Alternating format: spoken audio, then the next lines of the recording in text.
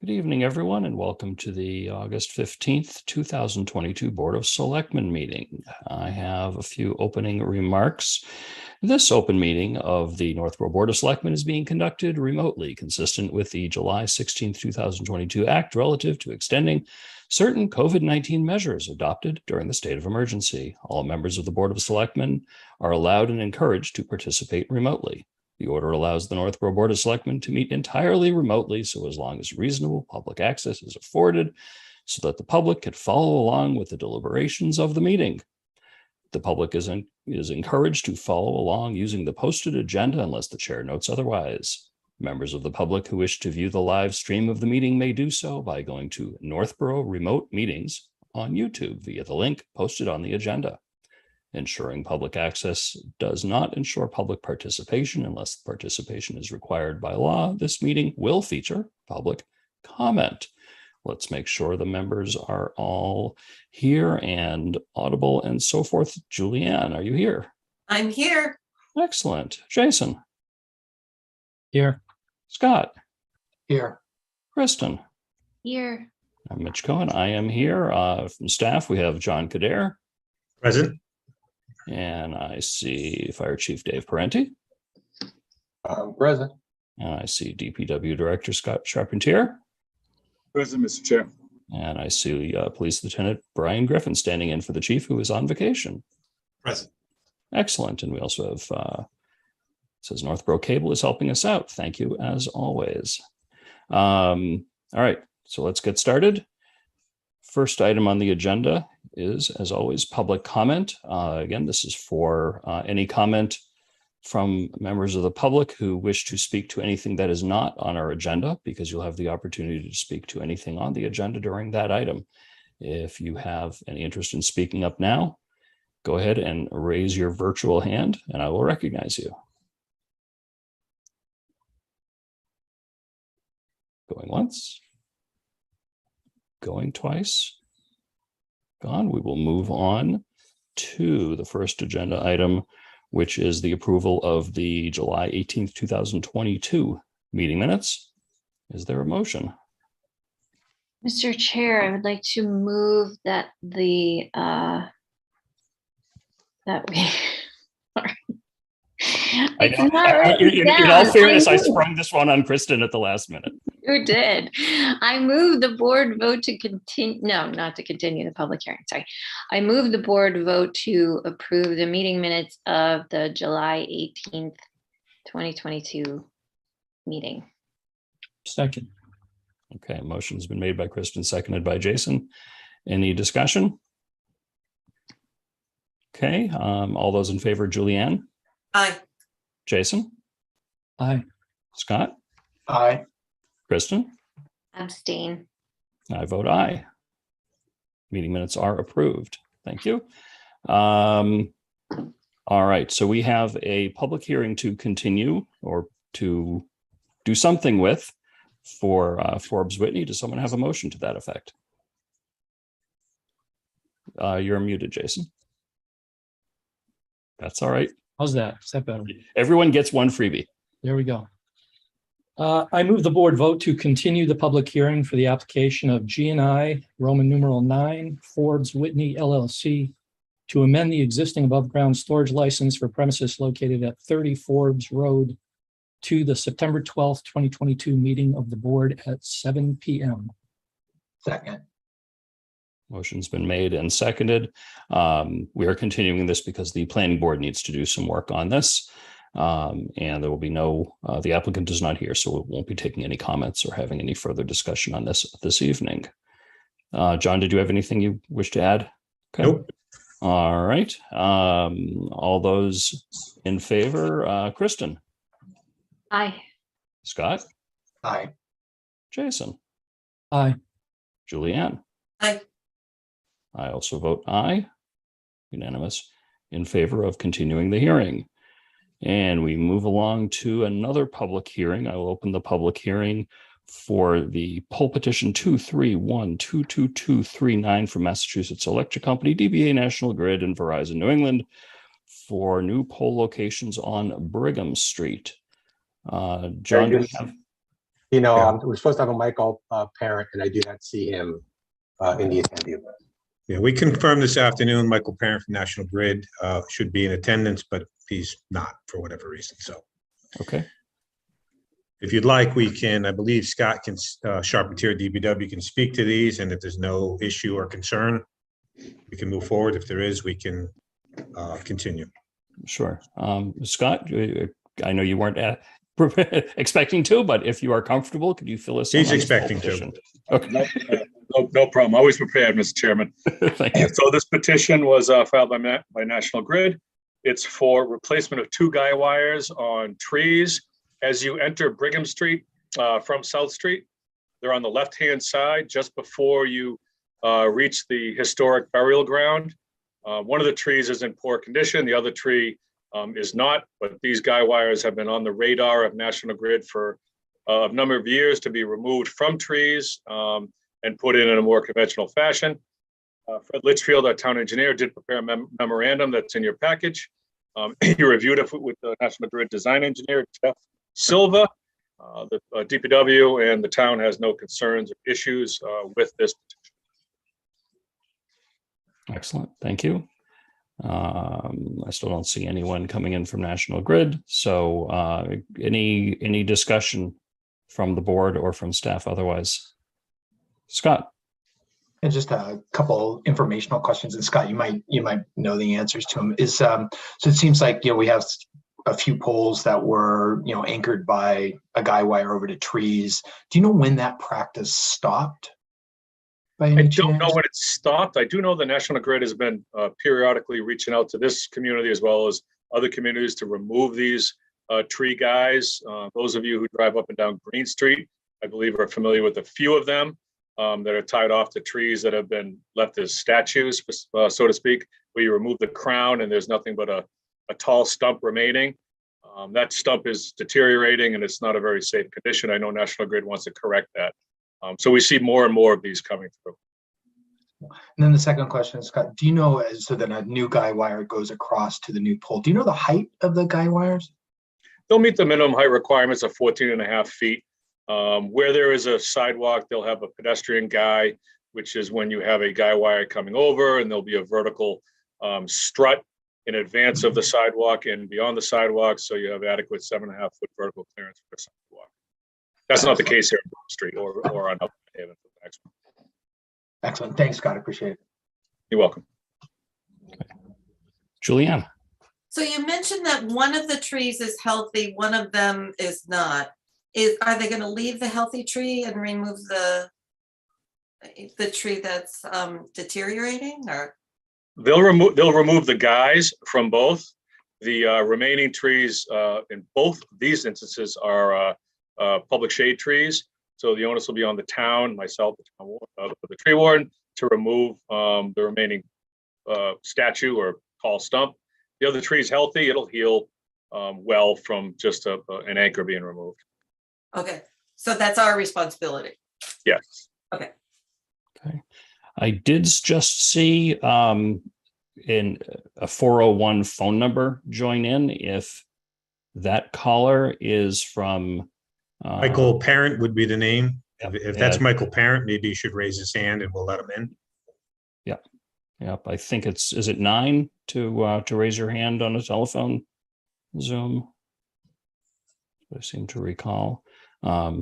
If that phone number is not Michael Parent, then that's okay. Jason, did you have your hand up a moment ago? I was just going to bring that to your attention, Mr. Chair. The Okay. phone number that came in. Okay. Appreciate it. Thank you. Okay, that person has not raised their hand, so I'll assume that that's not the applicant.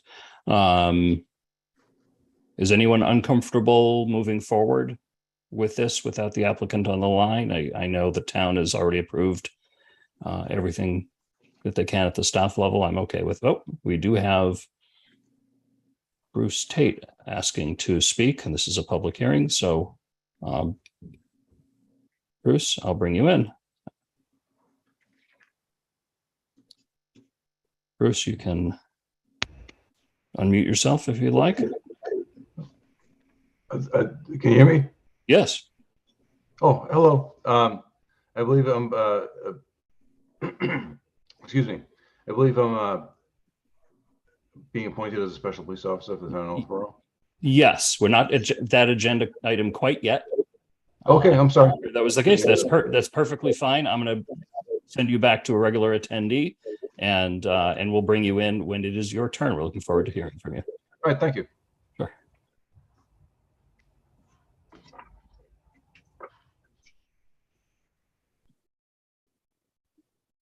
Okay. I thought that was the case there, but wanted to be sure since this is a hearing. Any other comments from the board? Any other comments from staff? Any comments from the public? Hearing none, I'll entertain a motion to close the public hearing. Also one Mr. that wasn't Chair, assigned. I- Yes, Scott. Yeah, I move we close the public hearing. Great. Second, Okay, motion made by Scott, seconded by Julianne to close the hearing. Kristen, how do you vote? Aye. Scott? Aye. Julianne? aye. Jason? Aye. I also vote aye. Public hearing is closed. Is there a motion on the application? Yes, Mr. Chair, I move the board vote to approve poll petition 231-22239 as submitted by the Massachusetts Electric Company, doing business as National Grid and Verizon New England. Is there a second? Second, I'll give that one to Kristen. Motion made by Scott, seconded by Kristen. All those in favor, Julianne? aye. Scott? Aye. Kristen? Aye. Jason? Aye. I also vote aye. Approved unanimously. Thank you very much. And we'll move on to the other poll petition. I will open the public hearing for poll petition number 305-79396 from Massachusetts Electric Company, DBA National Grid, and Verizon New England for a new poll location on Pine Haven Drive. Similarly, we don't have the applicant here. So Scott, tag, you're it. Oh, wonderful. Thank you, Mr. Chairman. So this poll petition is again to remove a guy that's attached to a tree, but it's to install a new pole approximately 9 feet north of the existing pole location on Pine Haven. It's approximately across the street from J Street in the Pine Haven neighborhood. We met, you have a memorandum in your package from the town engineer, Fred Litchfield. He actually met on site today with the design engineer, who again is Jeff Silva, and the adjacent resident. Talk about the proposed pole location, the new guy wire location. My understanding from conversations with Fred this afternoon after that meeting, all three were in agreement with the proposed location. The new pole location was staked, as was the guy location.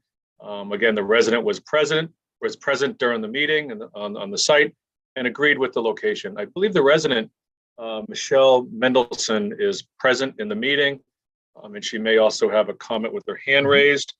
In the memorandum, it identifies that Public Works has no concerns or issues with this petition or the proposed locations. Great. Before I recognize Ms. Mendelson, any member of the board have any questions or comments? And we can return to that. Scott Rogers. Yeah, I thought of one more. I should have brought it up a little bit earlier. In each petition, there's phrasing about reserving the right for any underground connections and lays. Scott, do you know if any applies based on the design meeting that happened this afternoon? I didn't see any specific notations for undergrounds. Typically, the underground requirement is grounding related, which includes a 4-foot long copper rod that's driven into the ground directly adjacent to the installation. I don't know if this petition requires a grounding or not, or if it's determined during field operations, but typically that's what they're looking to do. Okay, thank you. Okay. Any other members of the board? Okay. Michelle Mendelson, I am going to be bringing you in. Let's see, I am promoting you to panelist, so your camera may turn on because of your version of Zoom. Hi, welcome. You can unmute yourself, please.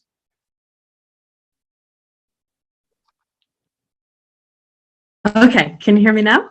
Absolutely. Welcome to our meeting. Thank you. I was wondering if it might be helpful if I share a photograph of the location with you to kind of walk you through my concerns. That'd be fine with me. Okay. Let me know So if I'm you gonna- have any difficulty sharing your. Mr. Chair, the only people that can share with the way we have it set up are panelists. Yeah, and I think I'm promoted, so it looks like it's letting me. Yeah, Can you see my screen? Okay. I don't. Yes, now I see the photograph. Okay. Can you see my cursor as I move around? Yes. Yes. Okay, great. So as you can see, the pole is currently here with the guy going to the tree over here. Okay. Sure. And what they are proposing is to move the pole to the back. You can see this is a parking space that's paved. They want to move the pole over here, and they want to tether the tie approximately here. And I just want to make sure, and this is what I agreed upon with Jeffrey Silva of National Grid, and what I agreed upon with Fred Litchfield, the town engineer, when they came out today. My biggest concern is I don't want to lose any use of this parking space. And so if this location of putting the guy line and tethering it to the ground here makes it so it angles and I lose any of that parking space, they told me that I could let them know that, and they would move that, they would tether it further back to try to give me a wider space to make sure it doesn't interfere. So the agreement was to put it where they have marked it, but the agreement was also to move it if I was not satisfied with access to that space. Okay. That's good information. Scott Charpentier, you have your hand up. So I did speak with Fred this afternoon after a site meeting. What Michelle is describing is exactly what Fred described to me. And Jeff, the design engineer for National Grid, was present, and Fred indicated that he also agreed with that. Michelle, I concur with everything you're saying. Thank you. Yeah, I just wanted to make sure that it was in the notes that was the full agreement. Thank you. I appreciate that. Jason, you have your hand up, and I see a hand up from the audience as well. Yeah. Yeah, I just wanted to ask, is there anything more precise about what is satisfactory versus unsatisfactory in terms of like height of the wire to allow a vehicle to be in that space, something to that effect? I guess I'm just wondering if there's, some measurement or some kind of metrics or something that assist Verizon in doing the initial installation to be sure that it's going to be satisfactory. Scott.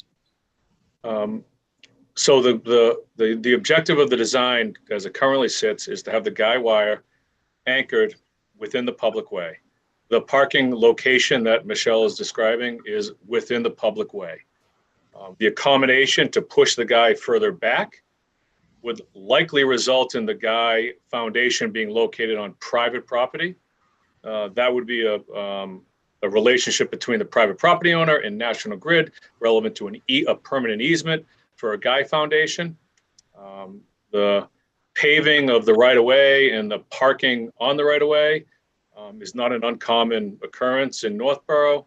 The location doesn't impede on our snow removal or emergency response services. So it's not something we typically, raise flags about.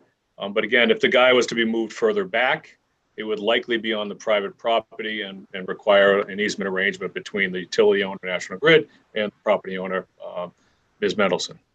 Excuse me, Mr. Chairman, if I may. Yes. The 401 number with a hand up is in fact Michael Parent. I just got confirmation, so we may want to bring him in. Yes, Let very him much respond to his application instead of us. Sure. Michelle, I'm going to, if it's all right with you, I'm going to send you back to an attendee.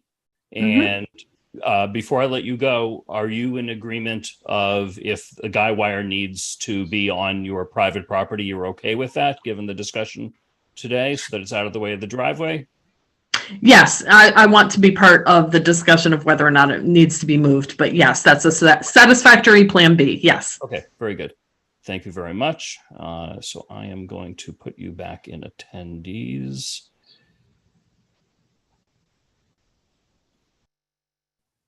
And I am going to, oh, good, I didn't kick her out. And I'm going to bring in the 401 number. And I believe it's *6 to unmute. Very good. Hello there. Good evening. Hi, thank you for joining us. Could you identify yourself, Sorry please? about that. That's okay. This is Michael Parent. So good. Hi, Michael. I've been watching the meeting, but I'm trying to raise my hand, and I had my headset on, but wasn't getting recognized. So I called in. I apologize for that mix-up, but that's fine. So I've been trying to listen while trying to connect, and I did speak to the engineer on the job, Jeff Silva. He said he met with Fred Litchfield today, and also the homeowner, and discussed the length of the guy wire from the pole. I think there was a question about how far back it could go. The guy wire has a specific tension that it needs to hold back. So it's based on the weight of our wires, and then we have some calculations based on wires from the phone company or cable. So there's a minimum that has to meet. If we were to go further back, we wouldn't put it up as much tension, because it might cause the pole to lean back a little more. So there's potential to go back a little further. I would just say that there'd be a little concern over a vehicle parking there and having a guy wire trying to go over the top of it. Can't guarantee the size of the vehicle that's going to park there. Okay, so this sounds like a little bit of a different take than the homeowner represented from her meeting at the site today. So you're saying that you wouldn't be able to guarantee that the homeowner would be able to continue to use that parking space for, I don't know what vehicle they have there, well, but any common vehicle. I think the engineer went out there today did say that the length that they were looking to do it at could make it accessible for whatever vehicle either they had there or a certain size vehicle. So if that's the only vehicle that's going to park there, or like a small a car like a coupe. I'm saying not parking a Hummer there, but a small regular car would be fine with the lead length there. I just, we obviously can't guarantee that a vehicle of a larger size, like a truck or something like that, would be able to fit there based on what he had staked out there today. So, okay. we can do it.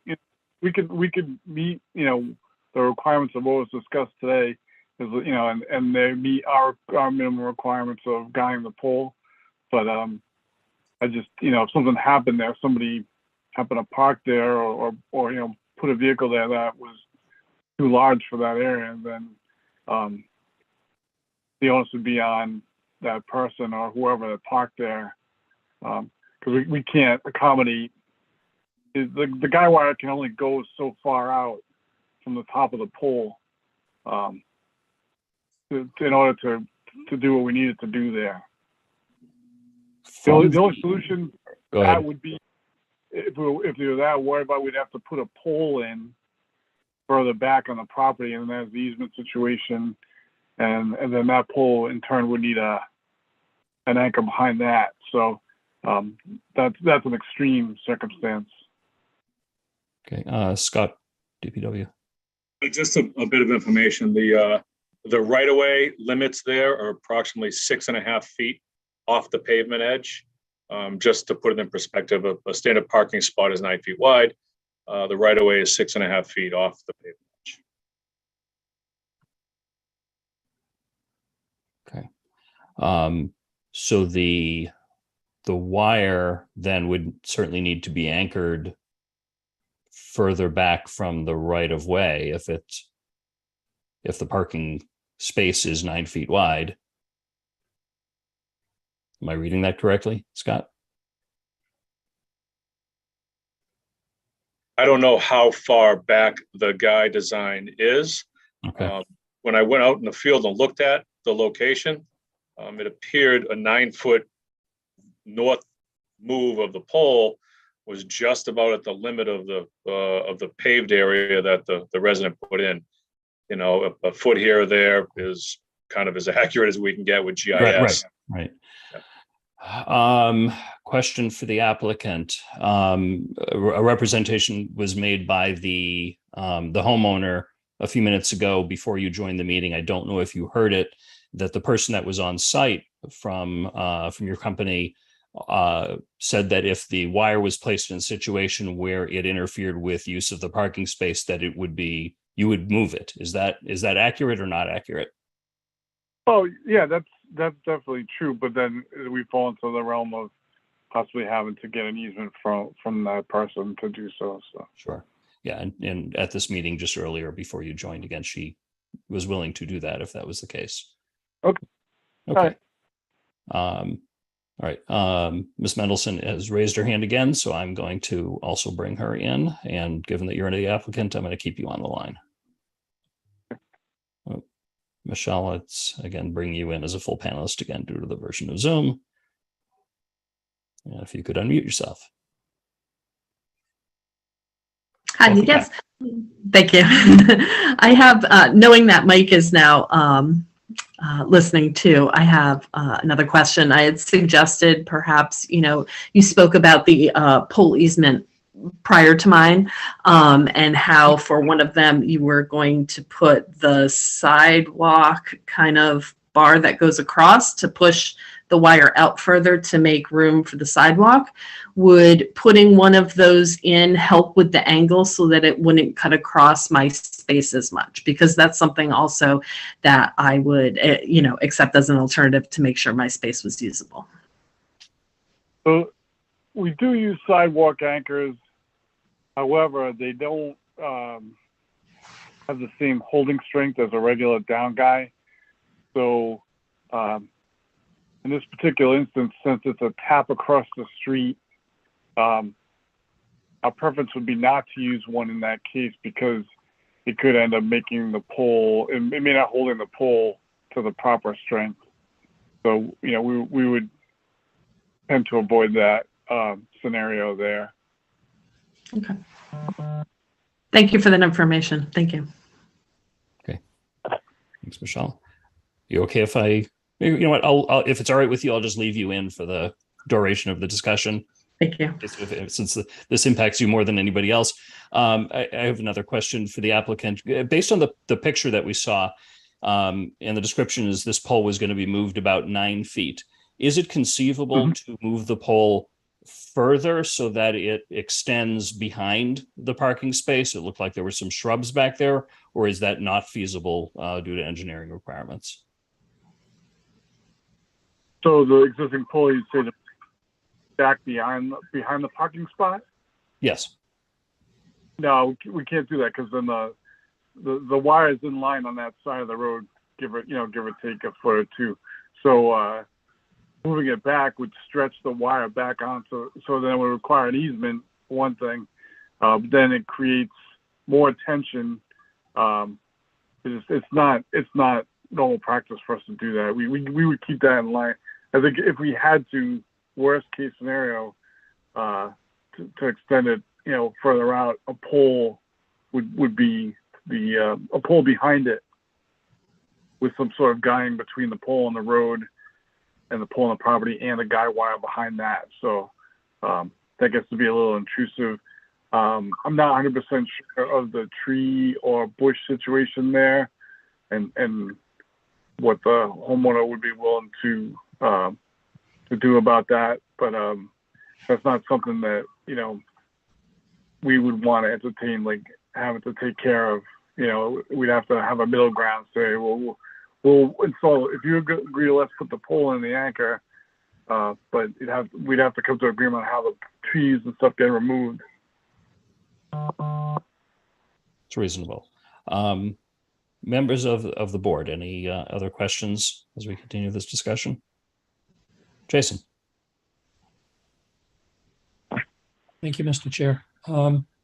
based on what I'm hearing, and this goes back to my earlier concern, I guess I don't feel that there's a clear enough understanding and agreement about what the mitigation would be here to do what's necessary for in terms of safety and structural integrity for the pole and what satisfies the requirements of the homeowner here. Is there additional discussions that maybe need to take place before we move forward with this? Or if we were to approve this, is there still latitude for some negotiation to figure out how this can be done in the best possible way? Julianne? I would be more in agreement with Jason's first thought, which is I think the conversation should continue between town staff, appropriate town staff, the homeowner, and National Grid to see what is the best and safest way to do this. That's just my opinion. And Mr. Chair, Sure, Jason. I guess I'd ask for the homeowner's opinion about that also.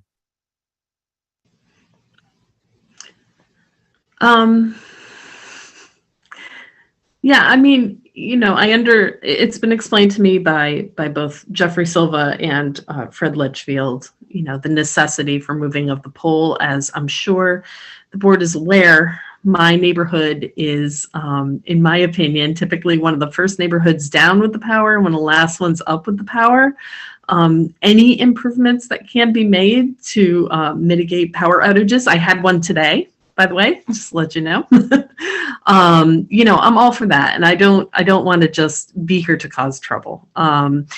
I know, Jason, that you had asked before, what type of vehicle are we looking to park there? I'm looking for, friends, relatives. I'm looking for something that is non-commercial, right?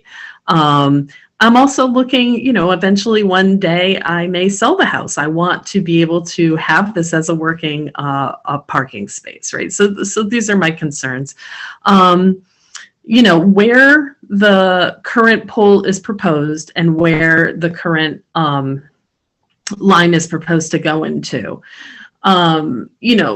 no one has come out with a long pole and a long rope to show me exactly where it would hit, but just eyeballing it, it looks like it will be as far back as they can make it. It looks like it will be far back in the parking space. I've voiced these concerns since I was first informed that this pole moving was going to happen. And I just want the option, because it will be cutting at an angle that comes through there, that if it impedes a foot, let's say, into my paved area, that's unacceptable. But right now, just eyeballing it, I mean, this may work out, but it sounds like from what my parent is saying that, what I was told both times I met with Jeffrey and then both times when I met with Fred is not true, that like this plan B is not necessarily a very good plan. So that's where I kind of have concerns.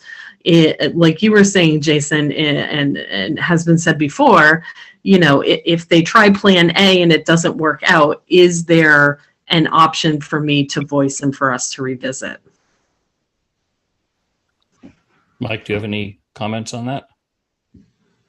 Well, from what I heard from Jeff today, they seem to be in agreement. So I didn't want to go against that. I'm just, just like the homeowner is voicing concerns about stuff. I'm just speaking in terms of National Grid, like, hey, okay, we're going to move the pole as, over 9 feet. So that looks like it puts it at the back end of that parking area as best they possibly can, while keeping it in line with the pole line that goes down the street that intersects where that pole is. I trust Jeff's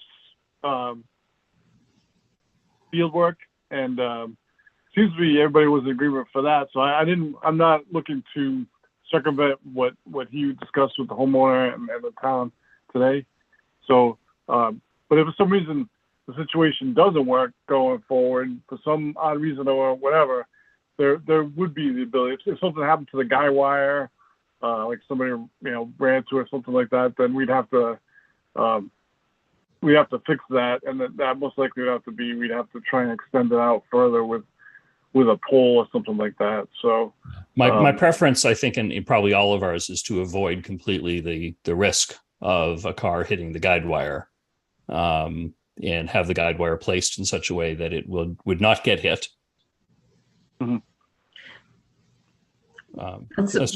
Scott Charpentier, you had your hand up. Yeah, Mr. Chair, just two points of clarification. One, again, the paid parking area is within the right of way. And second, from a public works perspective, anytime we're discussing something about a specific residential use, my perspective is 50 and 80 years later. Not necessarily what this abutter is going to park there happens to be a sedan. Yeah. It's what may be implied later that a box truck can go there. So just food for thought for the board. Right.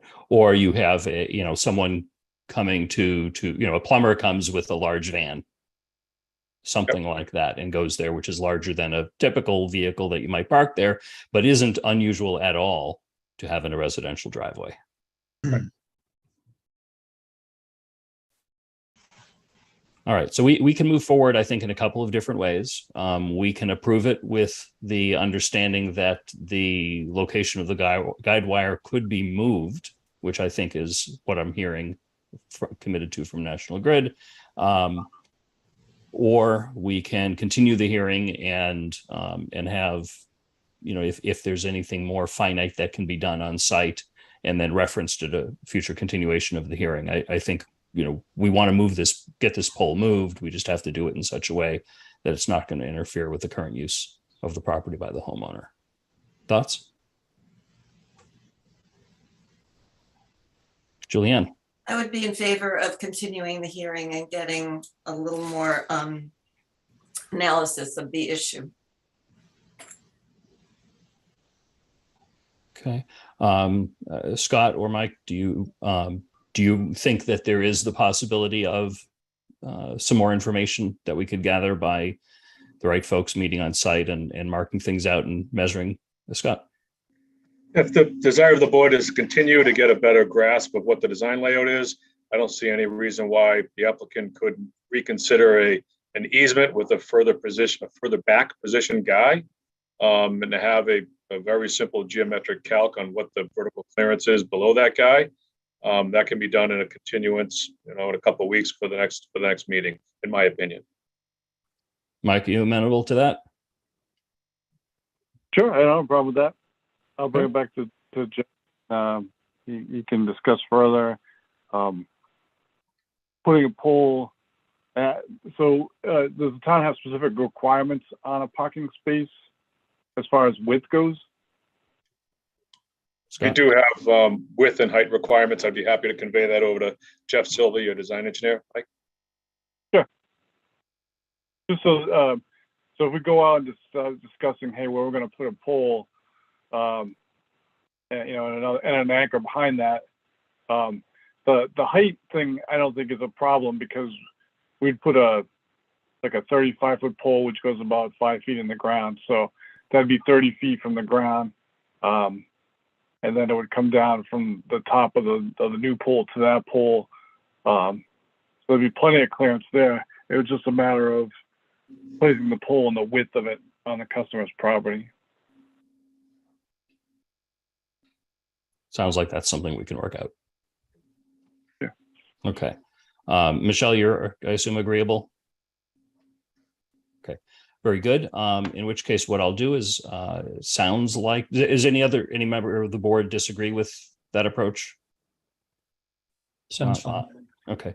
In which case, I will entertain a motion to continue the public hearing to our meeting, which, well, we haven't formally set the September meetings. The assumption is the 12th of September.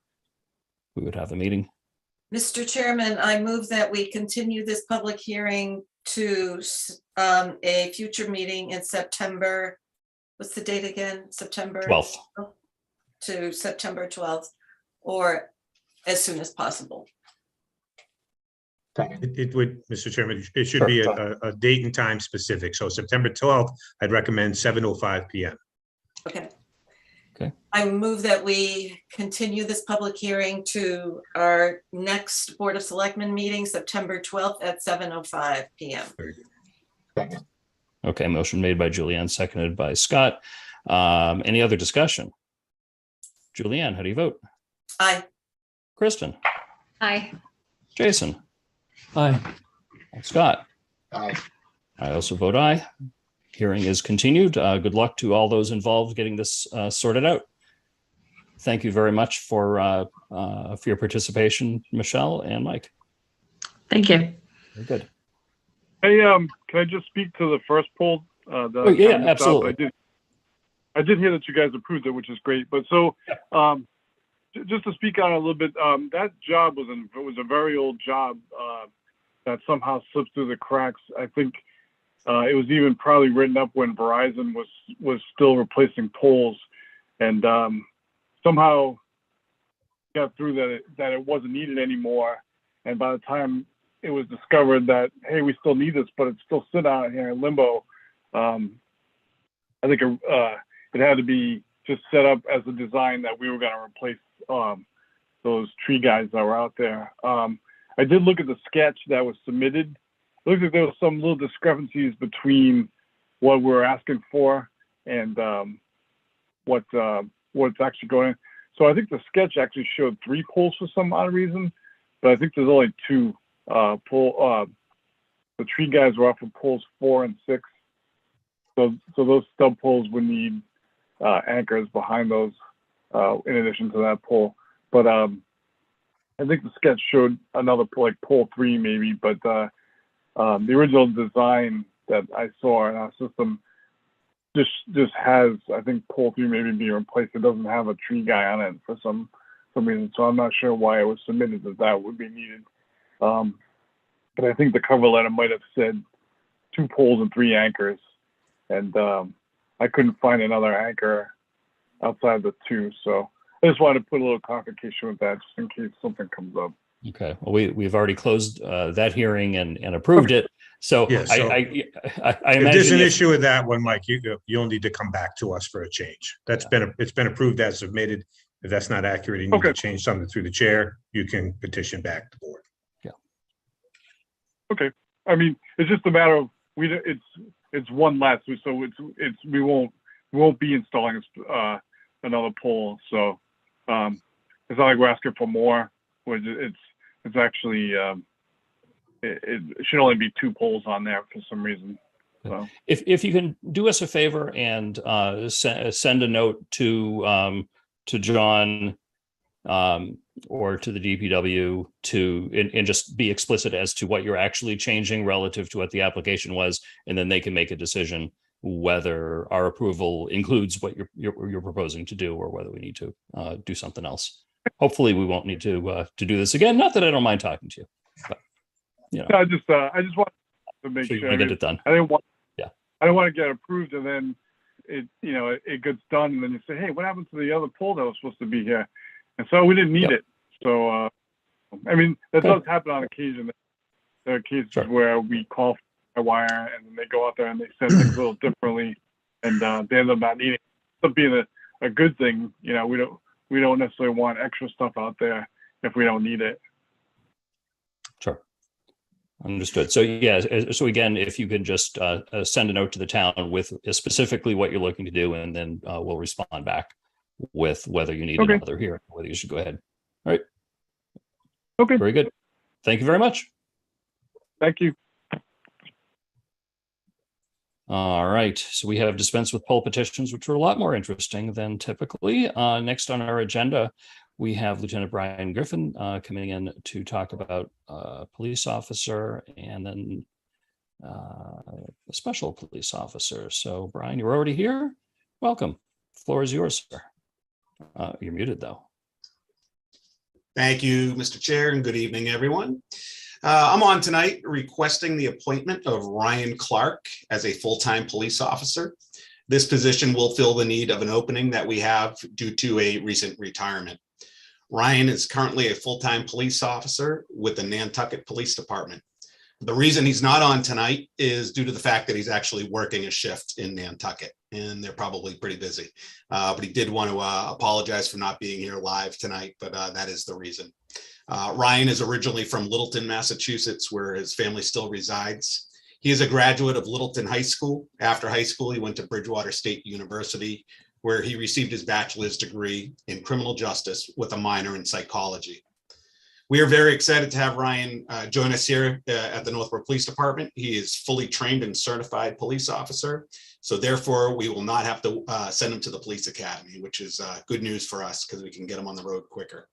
I'm asking that his appointment be effective September 6th, 2022. I participated in those interviews.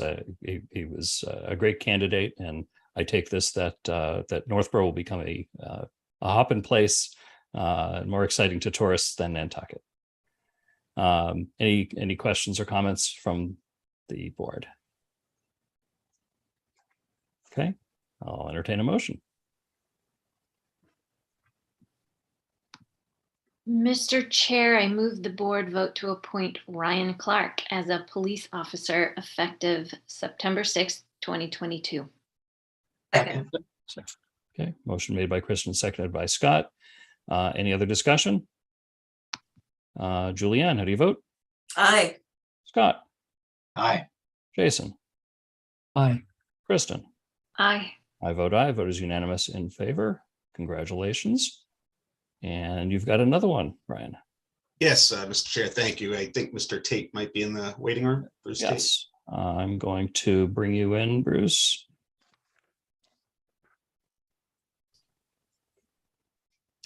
Hello, can you hear me? Yes, we hear you. Hi, Mr. Chairman and members of the board. Hello. Mr. Chair, my next candidate is Bruce Tate. Bruce Tate is a retired Quincy police officer. He currently works as a police officer for the Boston University Police Department. Bruce is a Northborough resident and a U.S. Army veteran. I'm requesting that Bruce be appointed as a special police officer to assist with traffic details and other authorized activities. Bruce is fully trained and certified. Excellent. Bruce, welcome. Any comments before we vote? First, ask Bruce if he has any comments or questions. No, other than that, I'm thrilled to have this opportunity. I'm a recent Northborough resident. I just bought a house in April. And I would be thrilled to assist the town. Welcome to Northborough. Jason, you had your hand up? Yes, I just want to welcome Mr. Tate and thank him both for his past service and for his now continued service on behalf of the town of Northborough. Much appreciated. Thank you, sir. I appreciate that.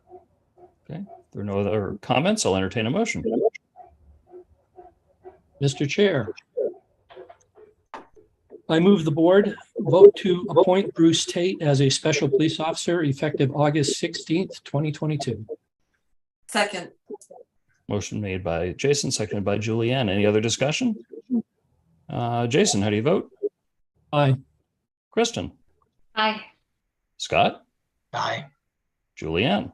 Aye. I vote aye. Vote is unanimous in favor. Congratulations, Bruce. Thank you, ladies and gentlemen. I appreciate the opportunity. And congratulations, Lieutenant Griffin, on a couple of great new members of your staff. Thank you, Mr. Chair, and thank you, members of the board. Very Thank good. you. Thank you very much. Welcome. Okay. Next up, we have Andy Dowd to talk about the upcoming election and so forth. Andy, I'll bring you in as a panelist.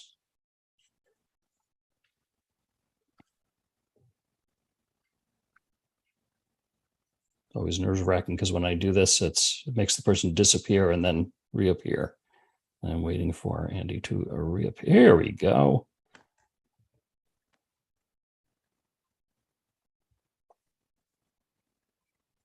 Andy, you are muted. If you can unmute yourself, and if you so desire, turn on your camera.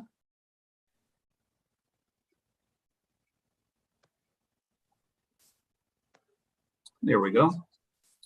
Welcome. Thank you. Good evening, Mr. Chair, members of the board. So actually I have three different items tonight for the board, and I'd also be happy to give you a very brief update on the upcoming elections this fall. The first item on the agenda is the annual appointment of election officers. That's something that's required by law, that the Board of Selectmen annually appoint those that may serve as election workers at the polling place, and that's on an as-needed basis. So you have that memo along with an attached list of the current workers that we are utilizing. The law also does allow for us to make interim appointments during the year as needed. If something comes up and we, have a shortage of workers, I have the ability to do that in between the 1 year. So I would ask for your motion and approval of that annual requirement. Anybody have any questions before we do that? If not, I'll entertain a motion. Actually, just a quick question. So Sure. Andy, about 45 folks? That seems on Yeah, this I believe list? that's the approximate number. We're always looking for more. So anyone out there that's always thought I'd love to be an election worker, please reach out to me. All right. So yeah, Mr. Chair, I move the board vote to appoint those individuals who appear on the 2022-2023 election officer list for a term beginning on September 1st, 2022 and ending on August 21st, 2023, as submitted by the town clerk, Andrew Dowd. Second. Very good. Any other comments or questions? Or anyone from the public want to chime in? As a reminder, we open up all of our agenda items to any public comment. There's not a lot of public participation tonight. Okay, seeing nothing else. Let's see, we already had, motion made by Scott, seconded by Jason. Is that correct? Excellent. And how do you vote, Scott? Aye. Jason? Aye. Julianne? Aye. Kristen? Aye. I also vote aye. Vote is unanimous in favor. You have your list of election workers, Andy. Congratulations. Thank you very much. Very good. All right. The second item that is on the agenda is the assignment of police officers to the polling place. And this is something new. It's part of the recent permanent changes to the election laws, which I'll go over in further detail at the end of these items. But one of the changes now, instead of the person in charge of the police department making the assignment, it now requires that the Board of Selectmen make that vote. So we have a suggested motion that would basically allow the person in charge of the department, which is typically the police chief, to assign officers to the voting place as needed. The law requires at least one officer be present at all times when the polls are open. Typically, the chief assigns more than that for safety and security and traffic and so forth. So that's what is required. Very good. Any questions from the board or otherwise? Is there a motion? Mr. Chairman, I move the board vote to approve a sufficient number of police officers, but not less than one, at the polling location at the Milliken Middle School, 145 Lincoln Street, at every election therein, and to designate the police chief as the authority to assign police officers according to scheduling and availability. Second. Motion made by Julianne, seconded by Scott. Any other comments? Julianne, how do you vote? Aye. Kristen? Aye. Scott? Aye. Jason? Aye. I also vote aye. Vote is unanimous in favor. All right, you're all set with that one. On to issue number 3. Thank you very much. The third item is another routine matter for the board. Prior to each election, the board is required to execute the warrant for the election, which provides notice to the public of the time and place, hours, etc. So I have prepared a warrant for you to review, and I would ask that you execute it, and it will be publicly posted. And of course, most of our information nowadays is dispersed through the website and other channels like that, but it is still required by law that we physically post a paper copy of the warrant. Thank you, Andy. Any questions or comments? Kristen? I think I know a lot of us get our information electronically, but I've spoken to people who really appreciate that they can access things like that at the senior center and the library. So where will it be, Andy?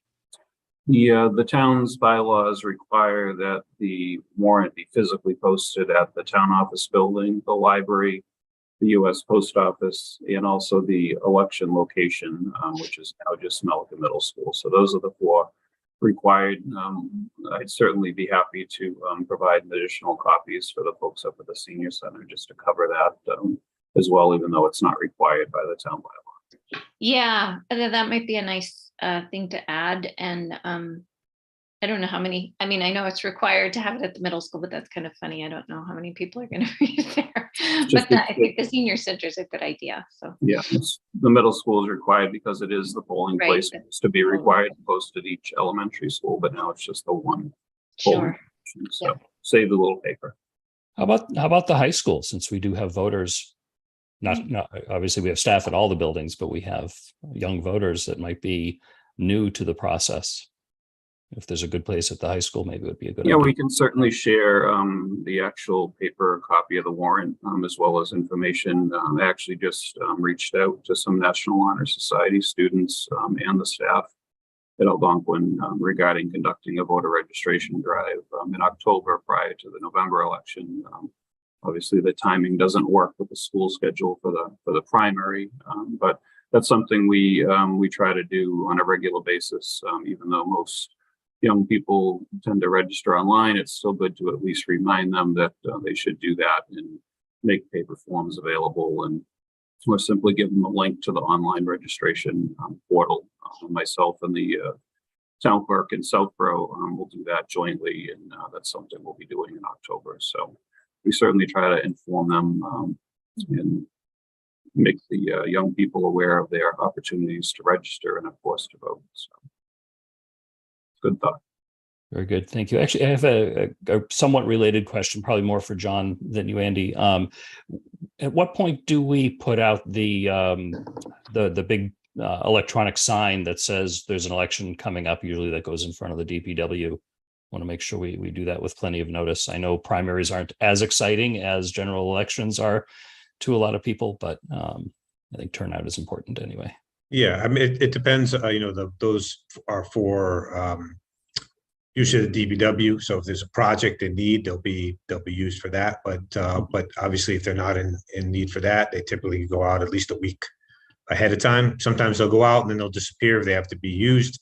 But they typically put them out about a week or so ahead of time, depending on availability. Good. Sounds great. All right. There being no other comments or questions, is there a motion on the ballot? Mr. Chair, Yes. I move the board vote to approve and execute the September 6, 2022 state primary election warrant as submitted by Town Clerk Andrew Dowd. Second. Motion made by Jason, seconded by Julianne. Any other comments or questions? Kristen, how do you vote? Aye. Jason? Aye. Scott? Aye. Julianne? Aye. I also vote aye. Vote is unanimous in favor. Congratulations, Mr. Dowd. You've got yourself a ballot. Thank you very much. And Mr. Chair, if Yes. you don't mind, I'd like to just give a very brief update on the upcoming elections. I would love that. Thank you. And this information is all posted on the website, and it's been there for quite some time. As you know, the state primary is being held September 6th, which is the Tuesday after Labor Day. And that was the warrant you just executed. And then the state election, the general election, will be held on Tuesday, November 8th, later in the fall. This year, with the changes in the election laws that are now permanent, all voters are eligible to vote by mail, vote early in person, or vote in person on election day. So The options are extensive, and we've been seeing those in the past couple of years on a temporary basis. But now that the permanent changes to the election laws were finally passed earlier this summer, that's in place. So the vote by mail part of that law required that the Secretary of the Commonwealth mail postcards to all registered voters in Massachusetts. I'm sure many of you have seen them arrive at your own homes last month. To date, we've received probably 1,500 or so postcards. 1,300 of those folks requested ballots for the upcoming primary. Those have all been mailed out at this point. It's a lot of labor-intensive process, but we've gotten it done, and I'm happy to say that we're caught up with everything. So pretty much now on a daily basis, we still are receiving requests, and of course now we're actually receiving ballots back, which have to be checked in and so forth. So that process is fully underway. I would just encourage folks that did request a mail-in ballot to please consider returning it by using the drop box at Town Hall. There is the very convenient drive-up box right in the front of the building, adjacent to the US mailbox. And there's also a box and a slot in the entry door at the side of the building, and all of those are emptied daily, and it's a great option to return because the mail unfortunately is slow. Although the outgoing mail, they've done a good job of keeping the ballots in Northborough and not sending them out to the distribution center. So those typically arrive to your home much quicker, but getting it back, it still does follow that longer route, which can delay it. They tell us sometimes it can take 7 days for a piece of mail to get back. So especially if you're getting closer to the election date, and all those ballots do have to be returned by September 6th. And the postmark does not count. It has to be physically in our hands by 8 p.m. The early voting in person, which is another good option for folks that may prefer to vote when it's not as busy, or they have plans on election day but want to vote in person. We'll be holding those sessions beginning Saturday, August 27th. All the sessions are at Town Hall this year. The first session on Saturday will be held from 9 a.m. to 5 p.m. And then that following week, Monday the 29th, it basically mimics the hours of the town office building. So Monday early voting will take place from 8 a.m. to 4 p.m. Tuesday, August 30th, 8 a.m. to 7 p.m. That's our late night always, as you know. Wednesday, the 31st of August, 8 a.m. to 4 p.m. again. Thursday, September 1st, 8 a.m. to 4 p.m. And the final day of early voting statewide, Friday, September 2nd, our regular hours 7 a.m. to 12 noon. So that will end at 12 noon. And of course, there will be the same options for November. And we haven't set those actual dates and times yet, but that election requires 2 full weeks of early voting, including 2 weekends. So there'll be lots of opportunity for folks to vote early in person for the November election, as well as vote by mail. That postcard that you received, as you may have noticed, does allow you to request ballots for both elections on the one postcard request form. So the vast majority of folks that have returned their postcard have asked for both ballots. So they're going to automatically receive the November ballot as well. If you didn't receive a postcard, you will receive another one after the primary as a reminder, and that's required by the law. So if you haven't returned one for this election, you will be getting another one shortly after the primary. I believe that covers generally the changes and some of the options. Like I said, most folks are familiar with it because we worked through that all through 2020 with very similar methods, and it worked well. So happy to take any questions. A question, somewhat ancillary to that, about local elections. My understanding, and obviously we're not formally talking about the local election, which is several months off, but my understanding is the new law that was just passed gives us a couple of options for local elections as far as early voting and so forth goes. My understanding is we can opt out of early mail-in voting and opt in for early in-person voting. Is that right, Andy? Yeah, correct. That's kind of an interesting way they worded that in the law. So as you said, the options for the local election, which won't be until next May, we can opt out of mail-in voting. So it's automatic unless the community decides to vote and opt out of it. I see no reason why we would want to opt out. Obviously, folks like the ability to vote by mail, and the difference between early voting and the absentee voting, which has existed for many, many years, is that anyone can vote early by mail. Absentee voting still, because it's in the Constitution of the state, it requires a reason for you to vote absentee. So having that early voting option makes a lot of sense. But then they went the opposite direction for the in-person early voting sessions. That's an opt-in, so it's not automatic. The community will have to decide if they wish to offer it. More than likely we will, but that's something we'll be discussing further next spring, because that will be something that goes before the board, and there's some odd requirements of how the registrars have to vote in a certain way. But in any event, it's just the way the law was written. So we'll certainly be talking about that more next year when we have our annual town election in May. Good, thank you. Any other comments or questions while Andy is here? From board, staff, public? Jason?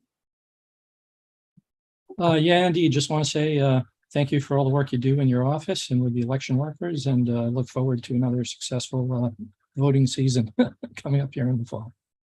Thank you. I appreciate that. Very good. There's nothing else, Andy. Thank you very much for your time, and look forward to seeing you at the. I did not send my postcard in, so I look forward to seeing you probably in person on the 6th. I'll be there. Great. Thank you very much. Thank you. Have a good evening. Okay. And next on our agenda, we have reports. Julianne. Oh, thank you, Mr. Chairman. So my first item is about CMRPC, Central Mass Regional Planning Committee. I also serve on the District Local Technical Assistance Committee, where recently they approved $10,000 for a net zero planning project. And one of the reasons I bring this up is that they will be looking for community engagement and data gathering.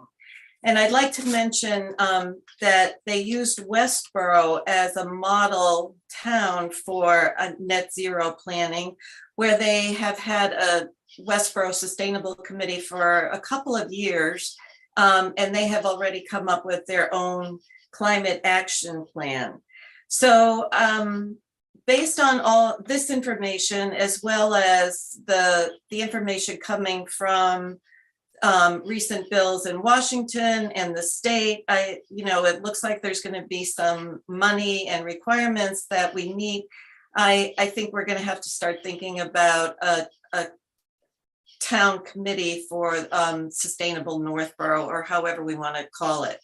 So I'm just bringing that up so we start to think about that. And my second item is about White Cliffs, which met last week. We have hired a consultant through Kirk & Company to help us define and find a partner to help us with the building. The consultant will be reaching out, talking to us, as well as Planning Board, Historic District Commission, and the Master Plan Implementation Committee. So the town has many opportunities to meet Brett Pelletier, our consultant, and thinking so far so good. Third, MPIC is meeting this week, and we'll get an update on the consultant who was chosen for the downtown design project. That meeting is Thursday. And I'm also the liaison to Water and Sewer Committee, and I just want to remind everyone, I think Mr. Charpentier already reminded me that people who have public water received postcards, but tomorrow is the public hearing about water rates. And I think that's it for me tonight. Thank you. Scott, you have any reports for us? Yes, thank you, Mr. Chair. Just report in terms of liaison responsibilities, covered both the June 19th and July 29th meetings of the Board of Health. where they did reach agreement with Northcourt Pool on the use of lifeguard coverage. And we saw in the latest reports from our epidemiologists information on monkeypox and what to watch for there. Covered the Conservation Commission meetings on July 20th and August 8th. Like to thank the chiefs for their monthly reports. Chief Parenti, given the fire season and drought conditions, is there anything you'd like to say, sir? Especially the house fire also that was on Whitney Street. Any guidance and advice you can give to residents in that respect? You're gonna ask me, I could talk for hours, you know that, Scott. Yeah, it's very dry out there. It's we actually had a small brush fire, 2 small brush fires over the weekend that we were able to contain it. I spoke with our regional forester, and we were having some discussions about concerns with fireworks coming up and how safe that would be. So a decision needs to be made on that when it comes to Applefest. And as far as the fire on Whitney Street, that was a very unfortunate incident. It was, you guys have all heard what happens when you use certain rags with certain kinds of materials, and that's what happened. Linseed oil on rags in direct sun that heated up, and very rapidly fire spread across. Very fortunate they got out. More so because they had detectors. So every time we have a fire, how critical smoke detectors are, and you got to have them. It's the only life-saving device you're gonna have. Thank you. Thanks for that, Chief. And then finally, might be on a number of our reports, but just want to say congratulations to Becca Meekins and family on the birth of Casey. It was great to hear that announcement, see the pictures, and glad to hear that everybody's doing well. That ends my report. Thanks, Scott. Kristen. Hi. So I wanted to bring up the idea of,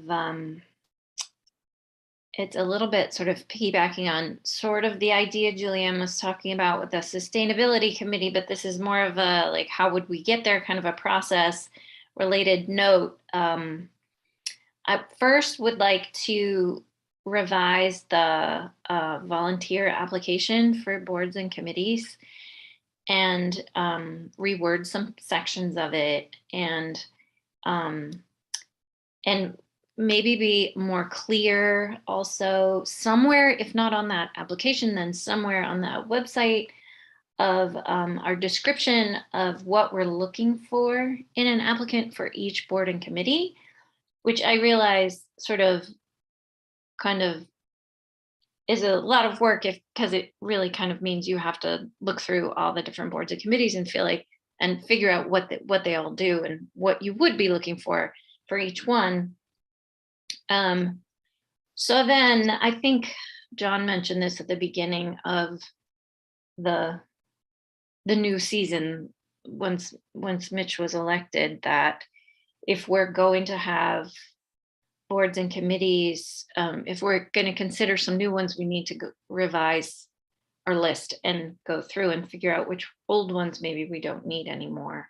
So all these things are very interconnected anyway. So that was the meat and potatoes of my report. And then I just wanted to also share a quote from Salman Rushdie.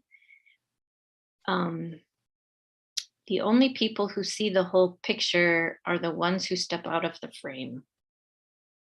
There's some food for thought. Very good. Thanks. Thank you very much, Kristen. Jason? Thank you, Mr. Chair. I'm going to piggyback a little bit on the fire department here.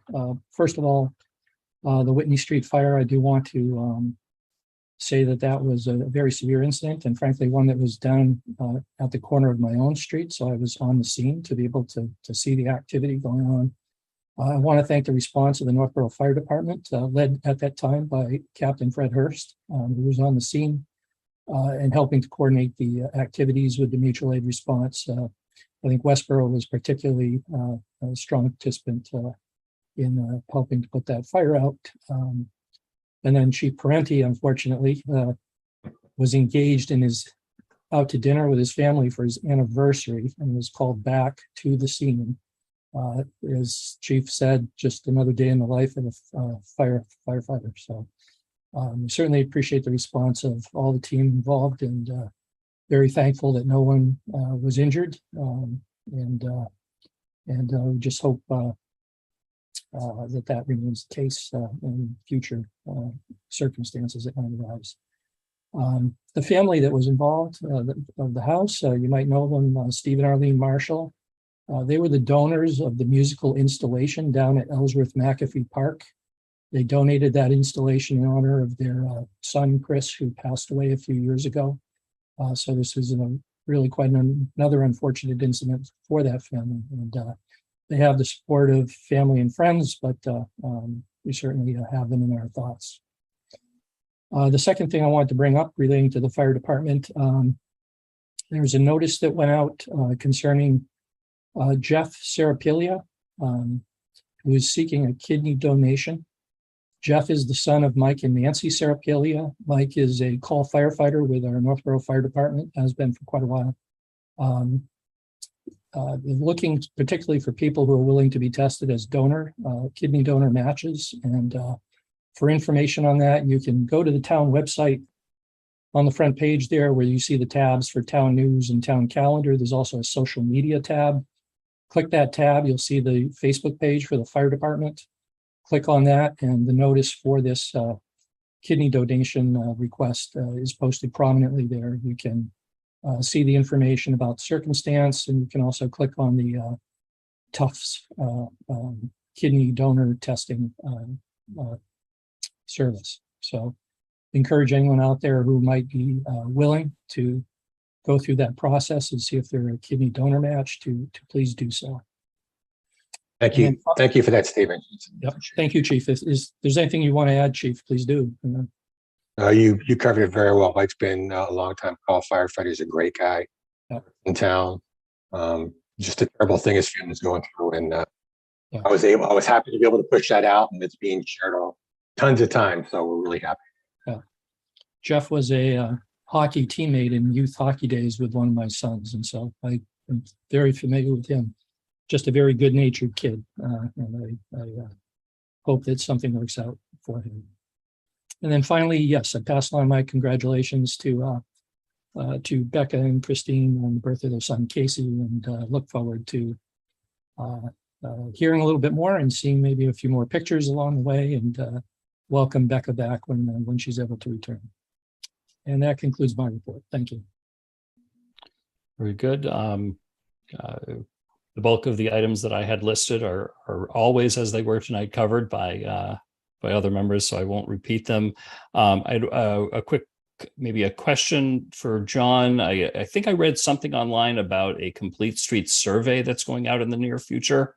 Yes. Is that accurate? It is. So actually, I've got a memo from the DBW director with an explanation. As you know, we received a grant for this.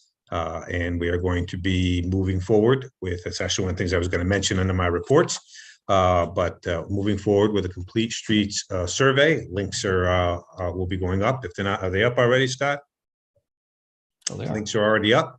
So it's part of the process with regard to public outreach, looking for what people see as priorities and the locations of those. And again, remember now this process is supposed to culminate in the fall. Again, circles back, comes back to the Board of Selectmen, ultimately gets approved by the state, and then we are eligible. Correct me if I'm wrong, Scott, for up to $400,000 in grant funding to implement our Complete Streets program. So I know Scott's been giving regular updates to the Master Plan Implementation Committee. So this public outreach is sort of the next phase of that process. So Scott, through the chair, Scott, if you want to chime in, anything else I missed? Sure, just to expand on it a little bit. So the public survey went out this morning. It's up and available through our website. There's a link on the homepage for DPW that brings you to a flyer that describes the Complete Streets program and the process. There's a QR code on that as well as a hot link. Brings you to a relatively short survey. It's got 5 questions. There's an open-ended question at the end for just general input. That'll be open and available to the residents until August 29th, after which all the data will be analyzed by our consultant. Will then become before the Board of Selectmen here for a public input session, public hearing. After that information is gathered, we'll put together the prioritization plan and then come before the board again for endorsement of the plan, which then goes to the Mass DOT for approval. After those processes are complete, then we can start chipping away at the prioritization plan with $400,000 worth of grant money and other funding avenues. Thank you very much. Yeah, it's I know, a very important survey as part of a very important process. So I would encourage everyone watching this meeting to fill out the survey and tell everyone they know to fill out the survey. Thank you very much for the information on that. The only other thing that I'd mention is I've been following the White Cliffs meetings. John and I have had a number of discussions for the benefit of this board of having a walkthrough of White Cliffs for both this board and the White Cliffs committee. I know the White Cliffs committee as a board hasn't even been through the building. We're working on finding a time to do that, hopefully in advance of this board having a discussion about White Cliffs, and just to get an update and process of that. I know one of the issues there is some airborne mold, which I hope both the cooler weather and the installation of dehumidifiers is going to help so that we can safely go through there in the near future. I had nothing else on my report. John, did you have anything? Yeah, a couple items. Let me just jump on the White Cliffs first. As Julian Hirsch had mentioned, that we have contracted with a consultant. He's begun his work. He's making the rounds. We've had a couple discussions with the committee, but I would like to bring the consultant into your next meeting on September 12th, actually. One of the things he's trying to do is to solicit input and discussions about what the priorities are of the town. Ultimately, all this information will be compiled as part of the request for proposals that we'll be putting out. So he's making the rounds, but I'd like to bring him in, Brett Pelletier of Kirk and Company. I'd like to bring him in at your meeting on September 12th. He's available, and so he's making the rounds. So we're going to get a little bit of an update on kind of where we are at that meeting, as well as give you the board a chance to provide any input regarding that RFP process that you would like to do. The other thing is I wanted to mention at your last meeting, I indicated that the state budget was just getting ready to wrap up, and I was going to give you an update. So at the end, I sent you this by email just today, but just for folks at home, ultimately, we had based our local budget based on the governor's estimate of local aid, which was about a 1.3% increase. Ultimately, which was around about $57,000.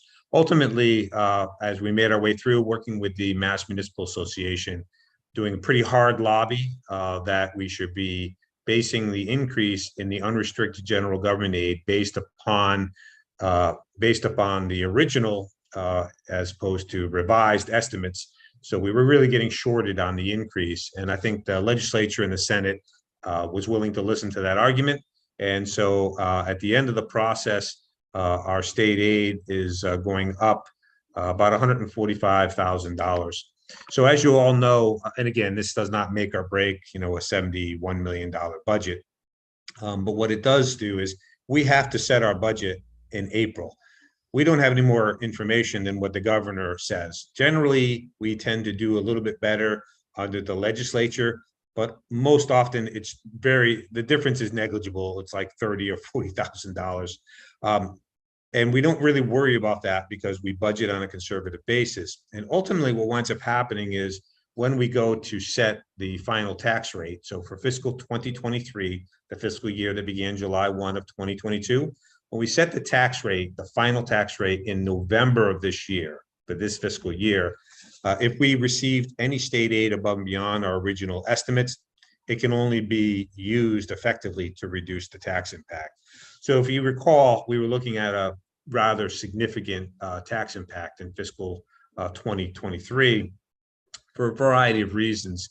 But based on the original estimate of about $513 to the average single family home, this little additional amount of state aid that we're going to get based on the final budget, it would reduce that by about $16. So again, helpful, still significant in tax increases that we're looking at. So instead of a $513 estimated tax impact, it's probably along 497 roughly. And obviously that depends on how we do with local receipts and a number of other things.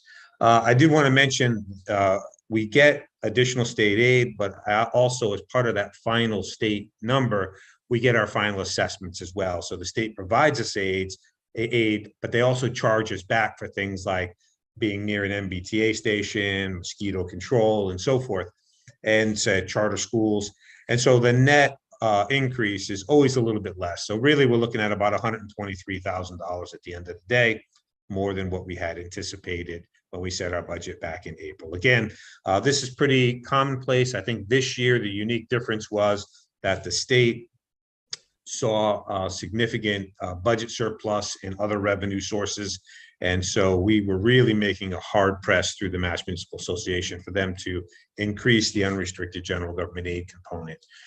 So they listened. We didn't get everything that we asked for, but a little bit additional funding, and every little bit helps. So again, we try to give you worst case scenario when we set the budget in April. And then as we get more detailed information, hopefully those numbers improve a little bit. And on a marginal basis, that impact kind of slides down. So good news for us, not earth shattering. No reason to call a special town meeting to spend that little bit of money. It just will go to help reduce the tax impact, which is one of our primary concerns in fiscal 2023. The other thing I wanted to mention tonight is that I'm going to be sending out a notice regarding the fire station building committee. So we had a feasibility study committee that ran its course. Now that we have completed that, the next phase is to move forward with the building committee. So we'll be advertising that as currently structured. It's got a member of the Board of Selectmen, the Financial Planning Committee, the fire chief, a designee from the fire department, and then 2 citizens at large. So we'll be advertising those positions, or those vacancies, and looking to make those appointments quickly. As the board knows, and just for the public, we have been working very closely with the seller of 6165 West Main Street. That's the future parcel that is going to be the site of our next fire station.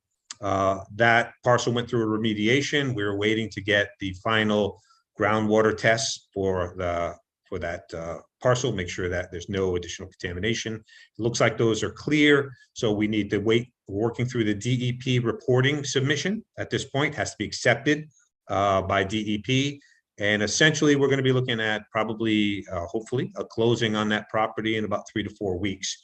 So given that, we've already got the RFP and the assessment for the owner's project manager. We're looking at a closing in the next few weeks.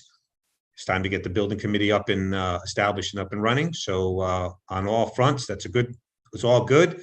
But and we are working with the owner of 10 Min Road to move forward with that purchase and sale as well. I had some conversations, hopefully going to get her a purchase and sale this week, and we can start pulling all the pieces together and get this thing moving. So if you're interested in serving, keep an eye out for that advertisement, and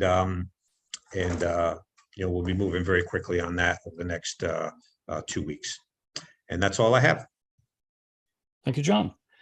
All right, reports are concluded. And Mr. Chairman, sure. I'm sorry to interrupt. That's can we fine. go back to complete streets for a minute? So I'm looking on my screen here. We have very few participants tonight. And the way the one would find the survey is a little embedded in the website. I'm wondering if we can offer paper surveys at the library, the senior center. School will be starting.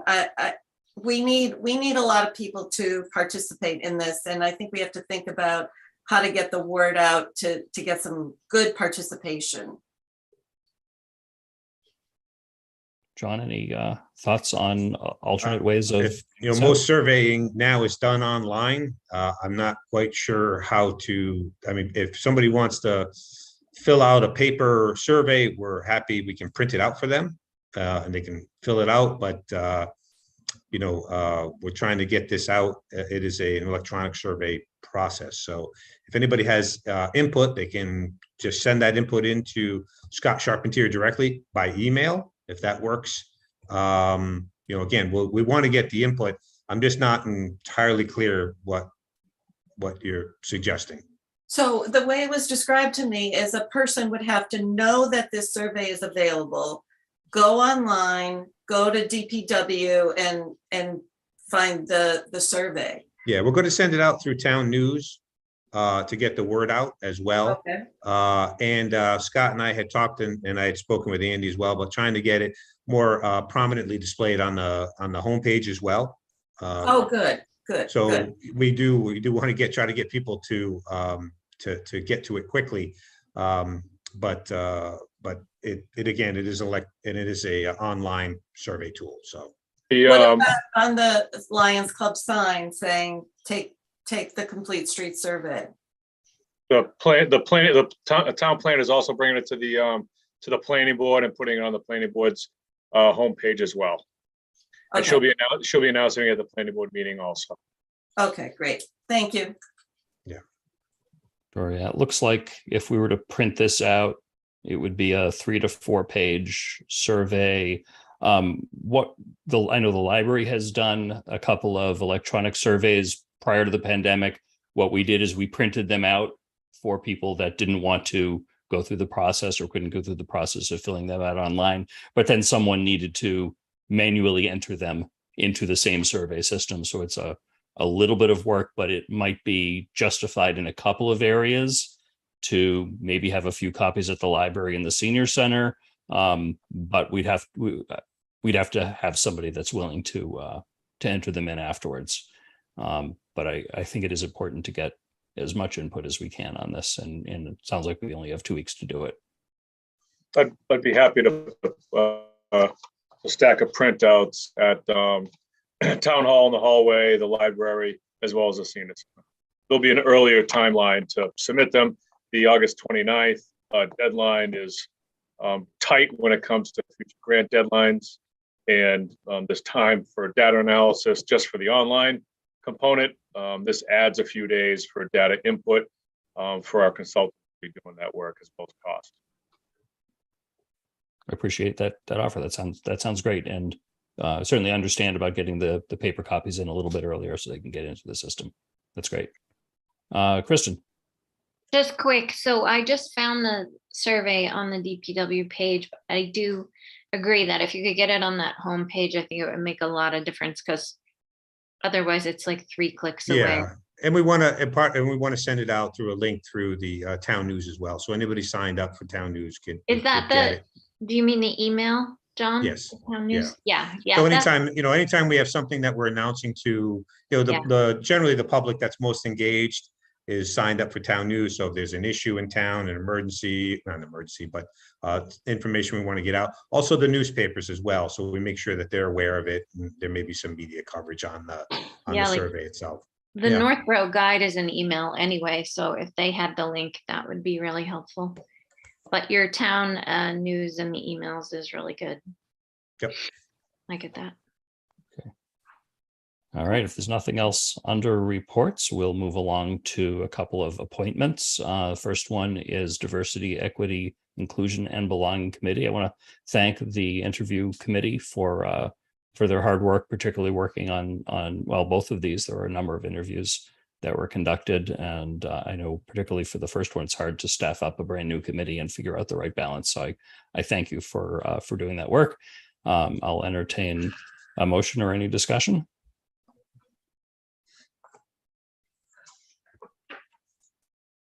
I guess I'd like to start with a discussion. Sure. So a couple of concerns with the process that we went through, an extension of the discussion that led to a second round of candidates and appointments. In both the second round of DIEB interviews and the ZBA interview process as well. The first concern is there's an idea that was brought up that there's certain special committees such that if someone is a member of a special committee, that it might necessarily disqualify them from being on another committee. And I'd like to get this board's input and hopefully a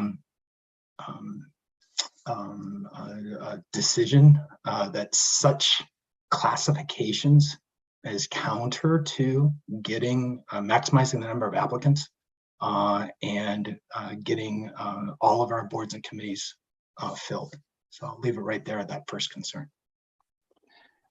Earlier in the meeting, it was Christian who had brought up the idea of updating the forms for submitting interest for committees. It may be worthwhile for this board to have a discussion about the whole application and interview and appointment process at some point over the next several months.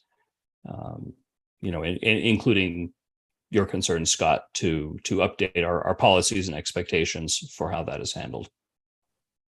Okay. I don't know if that addresses your concern right here. If there's anything else. No, of course, it's just to be discussed then. Yeah. That's fine. The second concern specific to the DEIB committee and the second round of applicants. The comments by board members that we did not have quote the right unquote candidates for the process, and that then led to a second round that was then an open slate of appointees, and then board members saying that they would take it upon themselves to individually recruit candidates, and then during the interview process characterize that recruitment as strong-arming a candidate to apply. And then members of the interview committee that strong-armed candidates being in a position to then deliberate and make recommendations, and then being members of this board decide on those appointments. I'm concerned that sets a bad look for both the interview committee and this board and the overall process. And so I want to make sure that going forward in any appointment and any interviewing and candidacy, that it's not the intention of board members to force people to apply, nor to single-handedly recruit people, especially when we're the ones that are deciding on those appointments. I'll respond to that briefly. I think recruiting is an important role of members of the board, whether you're on the interview subcommittee or not, to try to get the best applicants in place. And if you know somebody, I hope we've all done that. If we have somebody in mind, we reach out to them. I hope no one was strong-armed into forcing them or otherwise to apply, because if somebody is strong-armed into a position that they might need to be on for 3 years, they might not be a great member or last the duration of their term. So I hope that didn't occur. I'm not aware of that occurring, but I hope that's not the case. Jason. Yes, thank you, Mr. Chair. I think to Scott's point, I certainly agree that to some extent, people who are involved in town government are likely to and probably should be out recruiting other people to participate. I don't really have a problem with that directly, but in this particular case, it seemed to be that recruitment was a reaction to dissatisfaction with the initial pool of candidates based on some criteria that the interview subcommittee members chose to apply. And so in the initial case where it was an open application process and those first candidates were the ones to come forward, that would have been the time for anybody who thought they wanted to recruit people or thought there was a need to recruit people to do it during that initial phase. In this case, it seemed to be, as I said, a reaction to the initial pool of candidates, in some sense not being sufficiently suitable for the purpose of the committee. And the second phase was an attempt to correct that deficiency. So Final yeah, I mean, I'm Jason, Scott. not presuming to read the minds of our committee members and what they had in mind. I'm saying that certainly is the appearance of what happened to anyone who's viewing the process. If I can finish just with a final concern, and then I'll yield. Sure. So Scott. because the reason I want to cut in front, into this is, once again, I want us to be careful in discussing the reasons the first pool of candidates were thought to be insufficient. It's very easy to get into language that becomes problematic and misunderstood, and in some cases, establish criteria that is illegal. So we had some reactions, right, to our previous conversation on this, that was both carried out live and via email threads back and forth.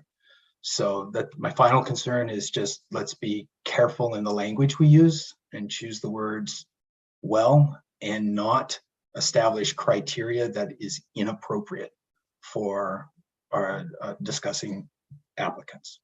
And I'll leave it at that. Thank you, Scott. Kristen, you have your hand up. So this is one correction in an email that Julianne asked Diane to make to the meeting minutes.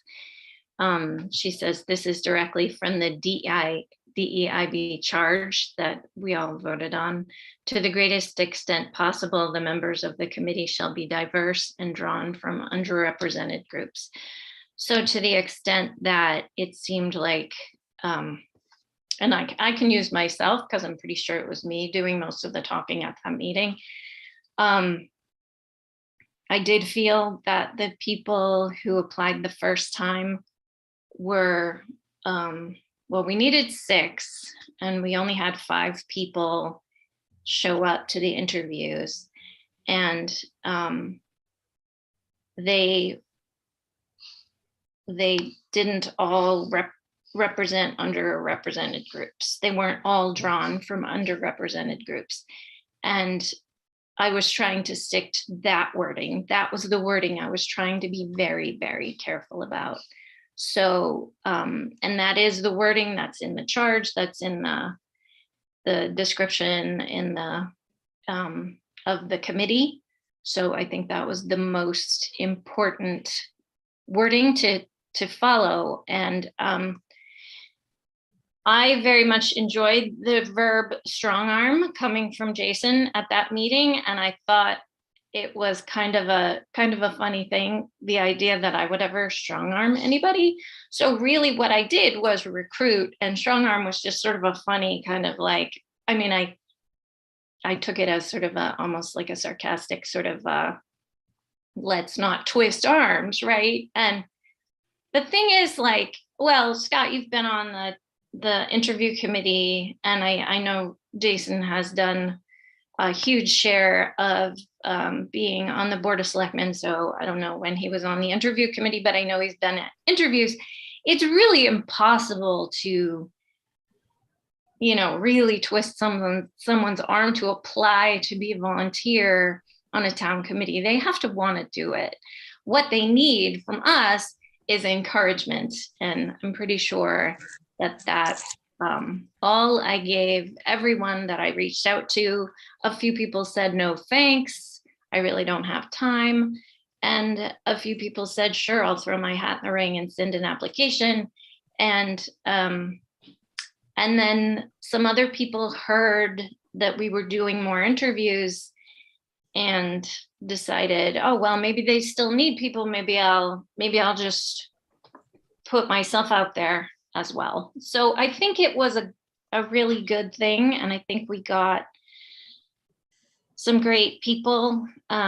We even had a little more people than we can use.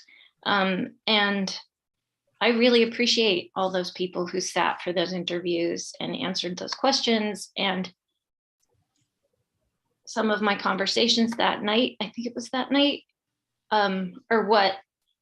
why I wrote the report that I wrote about the boards and the committees and the application and everything. So I'm learning along the way about the interviews, but I do think that everything we've done so far is the way that I'm proud that we've done it. I feel very comfortable with all of it. I'll add that this particular committee is a hard and different than most other committees. Most other applications are reviewed based on your professional or personal or government experience, and secondarily, in most cases, of sort of who you are. This particular committee, right up at the top of the list of what we wanted to assemble, was a diverse group of who you are, and that's something town governments don't always do. And one of the reasons we're forming this committee, I think, is to do that a little bit better. Perhaps some of these challenges were a little bit of growing pains of figuring out the right ways of doing those things. Kristen. Yeah, just one more thing to piggyback on that idea is when I went to my first webinar about race relations and microaggressions and that kind of thing, a lot of what they talked about was that this will be awkward, and for the white people, right, in this particular case, like, this will be awkward, and that's okay. Like, you just have to deal with a little awkwardness, and as long as you know that it's okay to be awkward, then I feel like then you can stumble around all you want, and it's not like you're doing anything wrong. Thank you, Kristen. Julianne, did you have your hand up? Yeah, I just wanted to say that I don't want to lose sight of the fact that we had excellent applicants, and what we kept going back to was the charge from the diversity committee, which was very, very helpful when we had to, to choose. We had more than we were assigned to the committee. So I just want to make a comment to all the people who applied that they were all excellent candidates in their own way, but we had these guidelines to go by, and it's not easy. But I'm sorry that you felt that way, Scott, that we were somehow not following the correct charge. Okay. Scott, I saw your hand up. Yeah, I guess my specific point is being missed in that we had a board member say that we must have a candidate of a certain characteristic, and then intended and told us at our meeting that they were going to go out and individually find people of that type. And that is the problematic language that I'm really talking about. And I'm going to leave it at that. The overall candidates and the results and the response is fabulous. Yeah, I'm not talking about that. I am saying that we had an individual on this board say some problematic things, indicate they were going to go do something, did that, and we'll have some votes later on this evening about the candidates that they brought forward. It sets a very bad look for this board. That's all I'm saying. Kristen, I'd like to wrap up this discussion. I'm not going to cut anybody off, but my hope is this can be the conclusion before we move on to voting on this. All right. Well, if my use of the term Black was a problematic language for anyone, I I don't really understand that. That's all I want to say. Once again, not that you insisted on someone of a certain characteristic. I guess that's what seems wrong to me. Well, there isn't anyone of that characteristic. We didn't end up having any Black applicants, so I'm not sure why you're so frustrated about any particular language. There aren't. We didn't get any Black candidates, and there's nobody. It would be nice to have representation from every type of diversity, and we just did the best we could with the people who applied. And that's really my point. We must do the best we can with the people that applied. And you had a couple criteria. We don't have to go any further on this, but the end result is fine. We've got some great candidates.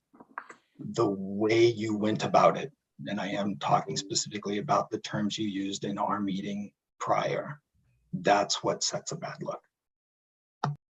Okay. I disagree, but that's okay. We don't have to keep having this conversation, Mitch. Sorry. Yeah. I think it feels like we've reached the end of that discussion. I think it's important to have. We can always do better. This particular committee is being enacted to help us do better. And I think we'll learn a lot about the fine people that are about to be from the people that are about to be appointed to the committee. If there's no other discussion before we vote, I'll entertain a motion.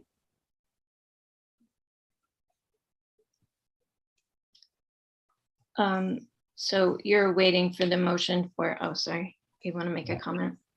Yeah, Scott, did you have a comment before? Just one, based on my concerns, I would prefer separate motions for the appointees. But if the consensus of the board to do it as a single slate, that's fine as well. If it is a single slate, I will vote no.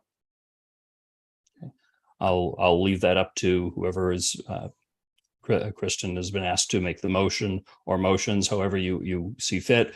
So the board knows John prepares the motions ahead of time, and then I assign those motions.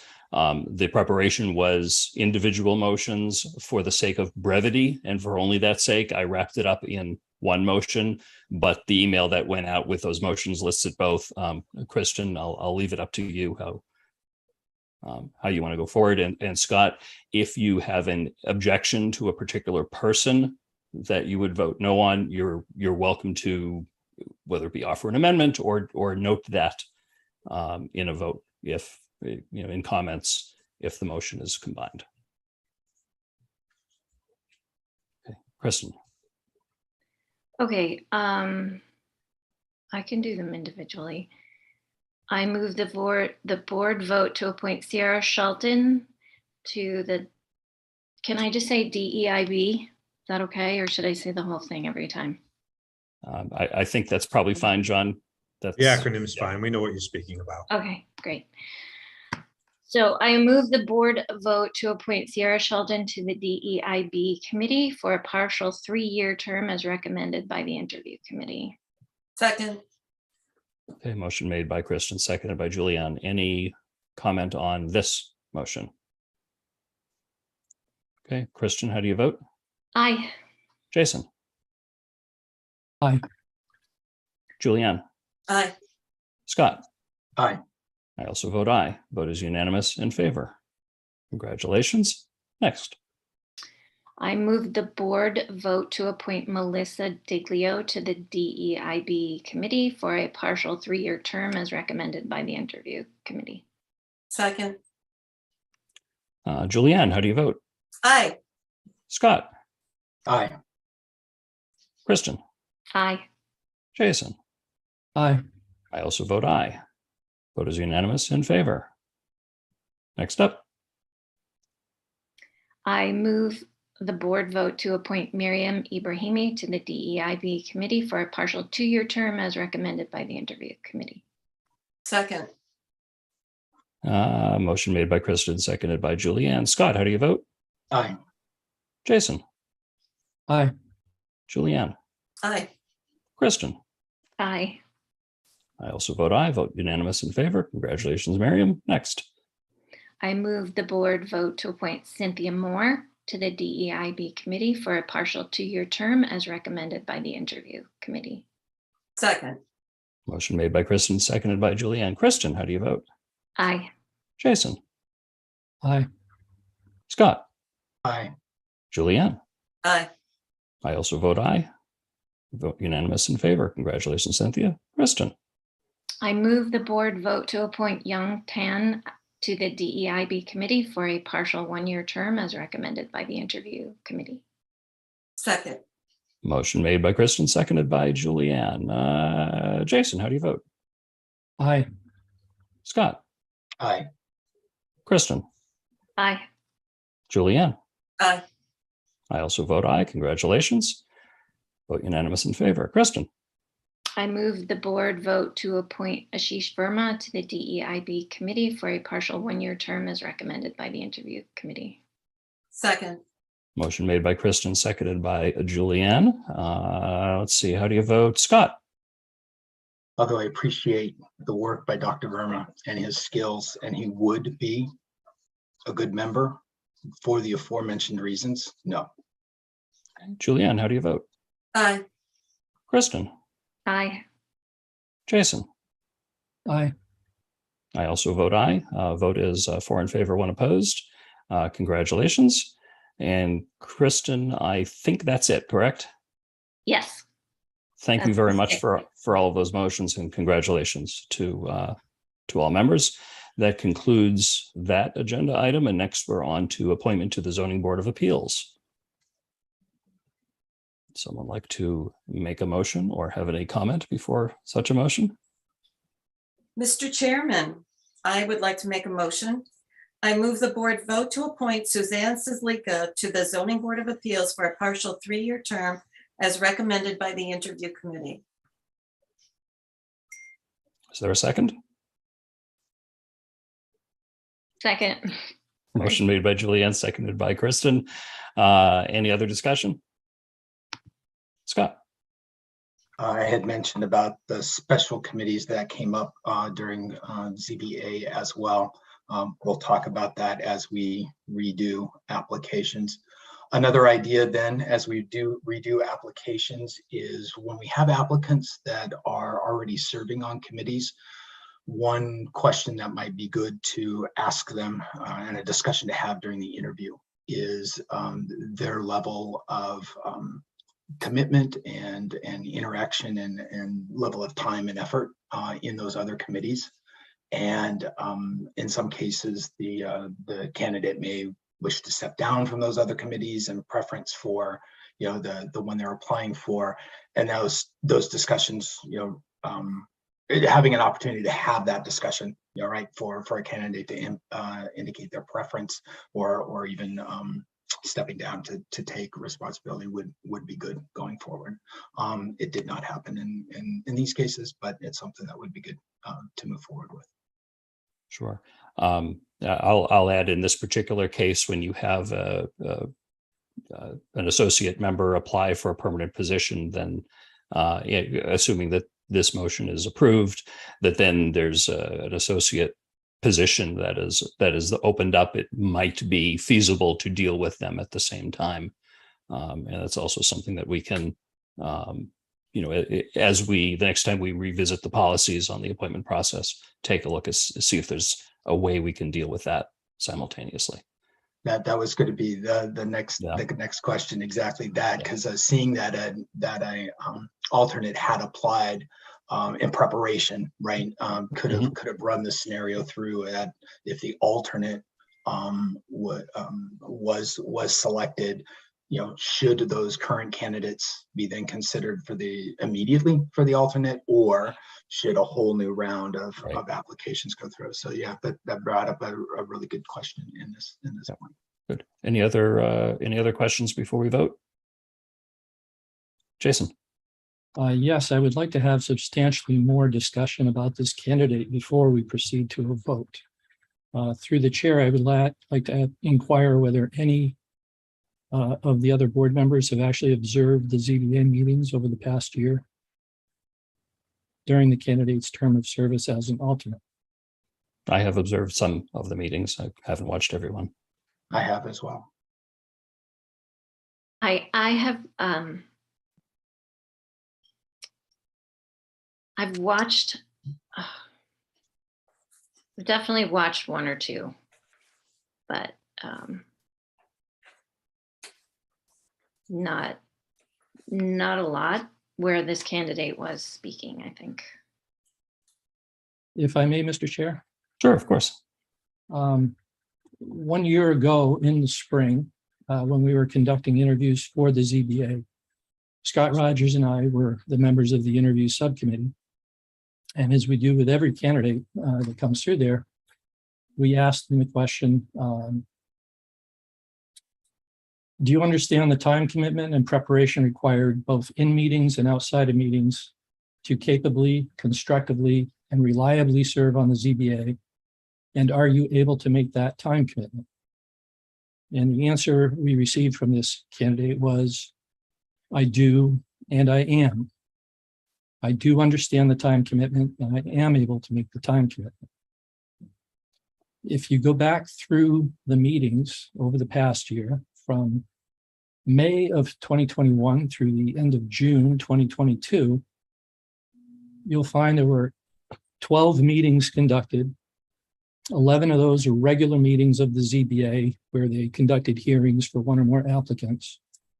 And the 12th one was a joint session with the planning board to review the draft language of articles that the planning board was preparing to bring to town meeting in January.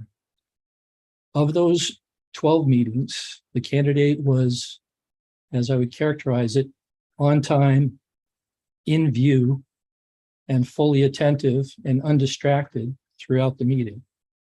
5 out of 12 meetings.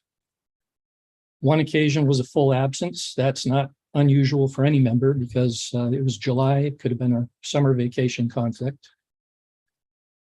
4 occasions where the candidate was not on time for the start of the meeting. One of those was 6.5 minutes. One of those was 17 minutes. One of those was 25 minutes. And one of those was 45 minutes late to the meeting. In the case of the 25-minute late instance, that was missing 23 minutes of a 33-minute hearing. The last 2 occasions, this past May and past June, the candidate was operating remotely from her car at some other location, and in the first instance was off video for the first 27 minutes of the meeting, which was the entire duration of the first hearing that evening, and was 11 minutes of a 16-minute second hearing that evening. Because of that outage, and because the board was down 1 member with another member leaving the meeting early, they had to disrupt their usual process of conducting all hearings before doing any deliberations and votes. Instead, they had to immediately deliberate and vote on the first 2 hearings while the member who was scheduled to leave the meeting was still present and able to vote as a constructive member during those 2 hearings. The final instance in June, the candidate was on time for roll call, again in her car at a remote site, but in this occasion was required to mute her video more than a dozen times for periods lasting from a few seconds to 45 seconds, and then had a 12-minute outage at the end of the meeting where she apparently exited her car and was standing on the playing field where she was located, and seemingly was distracted throughout the duration of the meeting by the surroundings where she found herself. So I would argue that 5, what I would consider to be reliable and fully attentive meetings out of 12 is not a particularly strong recommendation to advance an alternate member to a voting member seat. The purpose of meeting remotely was initially to accommodate the COVID situation, and now secondarily to kind of accommodate the habit of meeting remotely. It provides its certain conveniences, but it certainly isn't a mechanism to be used for a board member to multitask their meeting participation with other conflicting demands that they have on their time during that meeting. And so I am concerned. The reason we have an alternate seat is to, in effect, test drive candidates. I don't doubt the candidate's expertise or ability to serve in this capacity. But the fact is, the record over the past year has not been a very reliable one in terms of on-time meeting attendance and being in view and verifiably engaged in the conduct of the meeting. And so arguably, if these were one-year terms, we'd be meeting here tonight to decide whether to reappoint the candidate given this track record. It's not a one-year term, it's a 3-year term. I'm happy to give the candidate additional runway here over the remaining 2 years of the term as an alternate to demonstrate an ability to make the commitment that this committee requires. But I'm not inclined to support moving this candidate to a voting position. I'd be happy to provide any further detail that any board member requires to substantiate what I'm presenting. Thank you, Scott. Kristen, before I recognize you again, I actually did speak with the applicant about what turned out to be a couple of the things that you brought up. I believe both of the recent interview committee meetings that she had to attend conflicted with zoning board meetings. And she was either late or had to leave early for zoning board meetings because of the interviews being scheduled.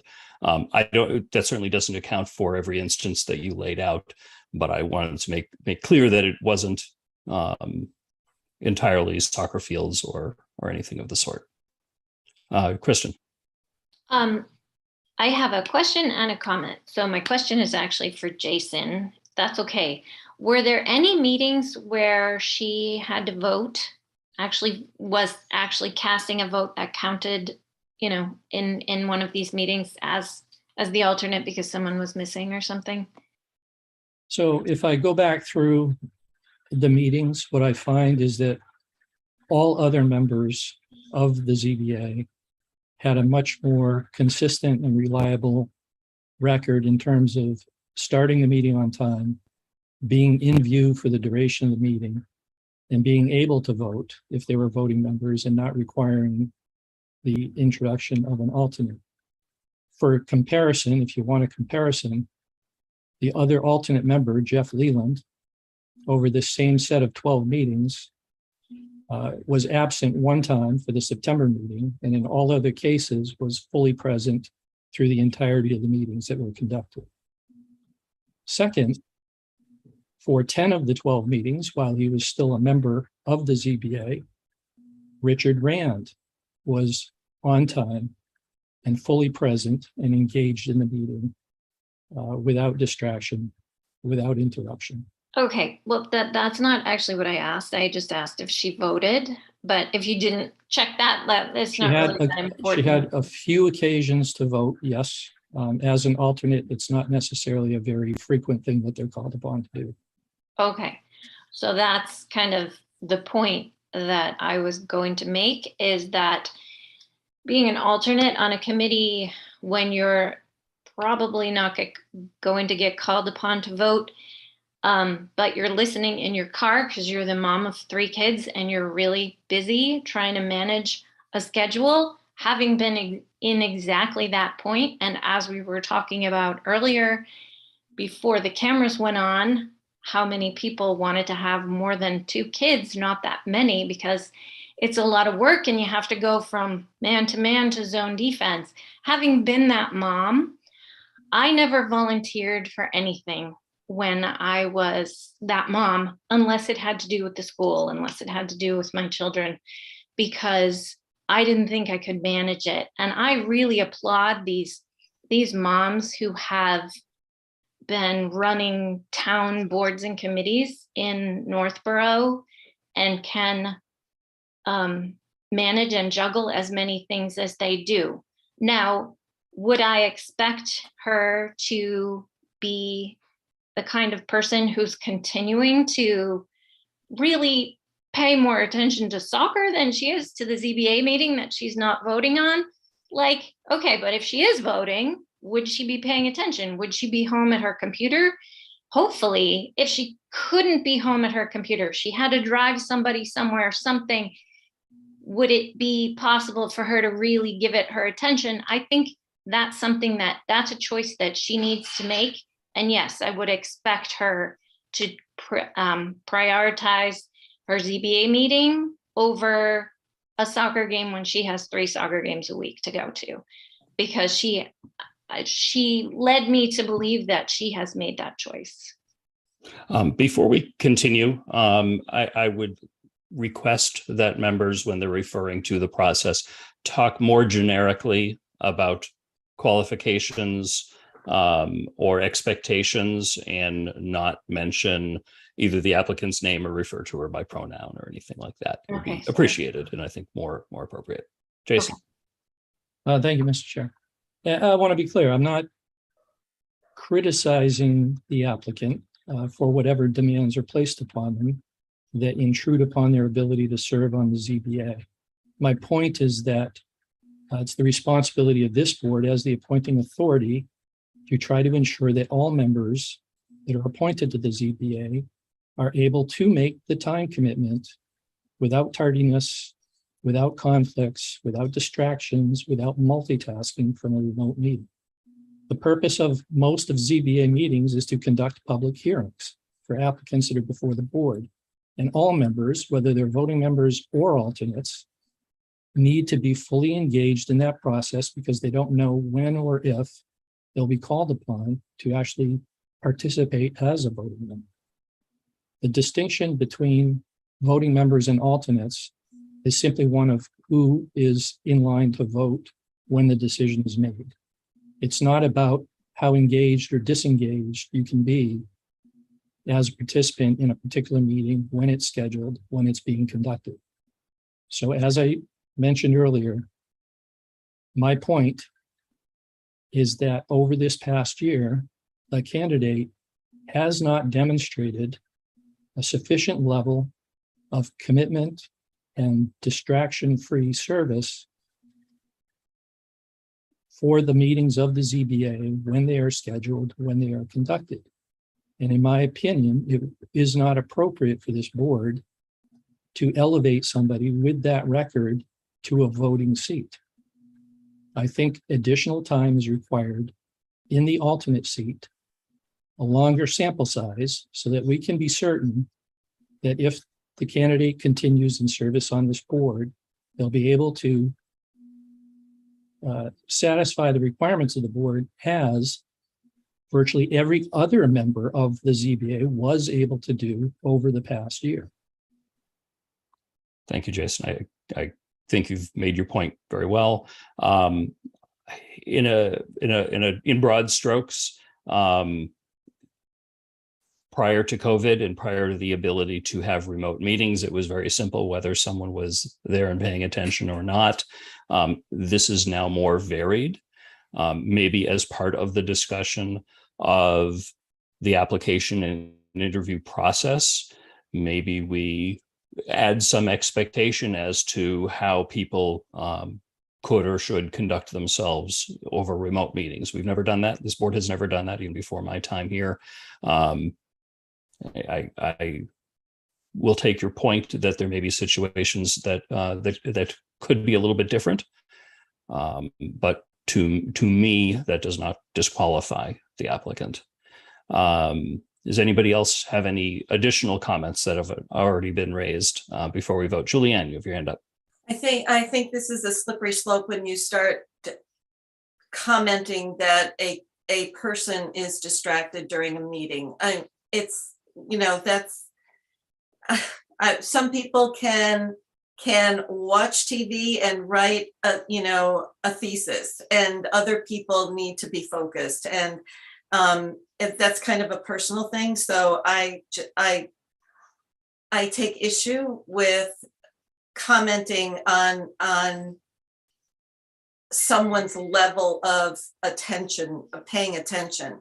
The other comment was about tardiness and being there to vote. So generally, I mean, at any of the meetings, I don't think that there was a situation where 2 alternates had to vote. And when there's another alternate there, sometimes you feel like, everything is covered well. So that's my comment. Thank you. Jason, if you have something additional. I would certainly disagree with the notion that someone who mutes their video is verifiably present and not distracted and engaged in meeting. It's certainly not the practice of any members of this board during Board of Selectmen meetings. It's not been the practice of any other member of boards generally that I've observed. And in the particular case of the ZBA, where you have applicants before the board and hearings are being conducted, it's a requirement, in my opinion, for the benefit of this board as the appointing authority, for the benefit of the general public, and for the benefit of the applicant who's before the board, to feel that all the members of the board that are hearing his application are present and engaged and attentive. And for someone to either not be present visibly or to frequently blank their video throughout the duration of a meeting, I feel that's problematic for the applicant and for anyone who's viewing the meeting, to have confidence that the board member is fully engaged and fully attentive. And otherwise, I'm asking, what's the necessity of having to mute your video or so frequently mute your video throughout the duration of the meeting? I will say I've been on a number of committee meetings where there were other attendees, not myself, who did have to mute their video occasionally, sometimes for longer stretches, due to the various things that come up in life when you have remote meetings and you're meeting at home. It doesn't bother me as long as the person is able to generally pay attention. I have certainly seen this applicant ask a number of questions and be extremely engaged in the meetings in which they have attended. I don't know if we can take this any further. If someone has additional comments that haven't already been raised, I'm happy to hear them. Other than that, I'd like to head to a vote. Jason, you have your hand up again. Yes, I would just like to say that among the applicants we have for this interview cycle was another former member of the ZBA, who over this period of time did demonstrate a very consistent and dependable record of on-time appearance and on-video appearance and engagement throughout the proceedings. And in fact, chairing the meeting for a number of the meetings that were conducted over the past year. So my assertion would be that among the candidates who are presented, Richard Rand actually has demonstrated the greater blend of experience, understanding, knowledge, and reliability in his participation in the meetings of the ZBA. If this vote does not pass, it's my intention to make a motion to appoint Richard Rand to this voting seat. Thank you, Jason. Are we ready to vote? Okay, I see no further comments. We have already a motion. I apologize. Yes, we do have a motion in a second. Is that correct? This has been going on for so long. I do remember hearing Susie's name. Julianne, how do you vote? Aye. Jason, how do you vote? No. Christian, how do you vote? Aye. Scott, how do you vote? No. I vote aye. The vote passes 3-2. Congratulations, Mrs. Lika. I appreciate the discussion that came up during this process. As I mentioned a little bit earlier, I do think it is worthwhile for us to think about the appointment and interview process a little bit further. These two that we dealt with tonight were a little bit more extreme than others, but they're also good learning experiences. Anybody have any comments or questions before we move on with our agenda? Which sneakily gives me the time to go back to our agenda again. Meeting schedule. Sorry, Mitch, Oh, can I okay. just say one Yes, thing? Kristen. Yes, absolutely. So this is just a weird coincidence, but tonight I have been way more distracted than usual, and most of it has been pet drama that I just didn't want you all to have to listen to a barking dog in the background. So I apologize for that. Not a problem. And during that discussion, my Wi-Fi dropped off briefly, and I was probably frozen in some silly pose for about 30 seconds.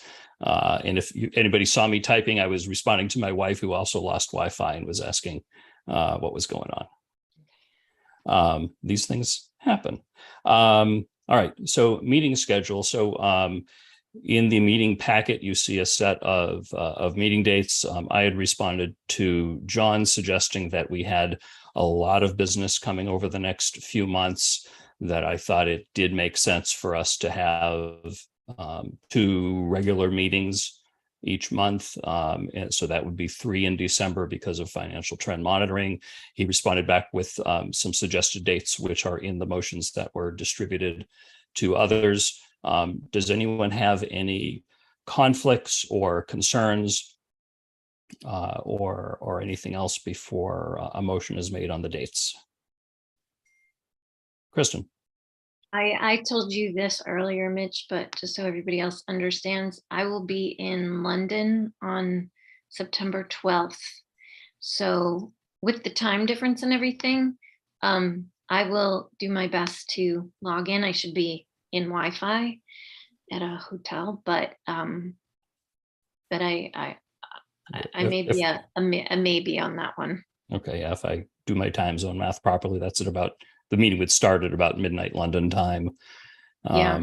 And we probably will have a bit of work to do, but I appreciate letting us know. Does anyone have any known conflicts for any of the dates that were proposed in the motion that went out before the meeting? Julianne? I might have a conflict for the December 19th, but I can most likely take it remotely, barring unforeseen circumstances. Okay. So Appreciate that. And I will add, because someone did ask, that the September 26th proposed date is the second evening of Rosh Hashanah, which is a holiday for me, but that is not a particular evening of a holiday that for me would be a conflict. I think, some others of the Jewish faith may have a conflict there, but it's okay with me, and I don't think we have any other members that that would fall upon. So I'm fine with that date.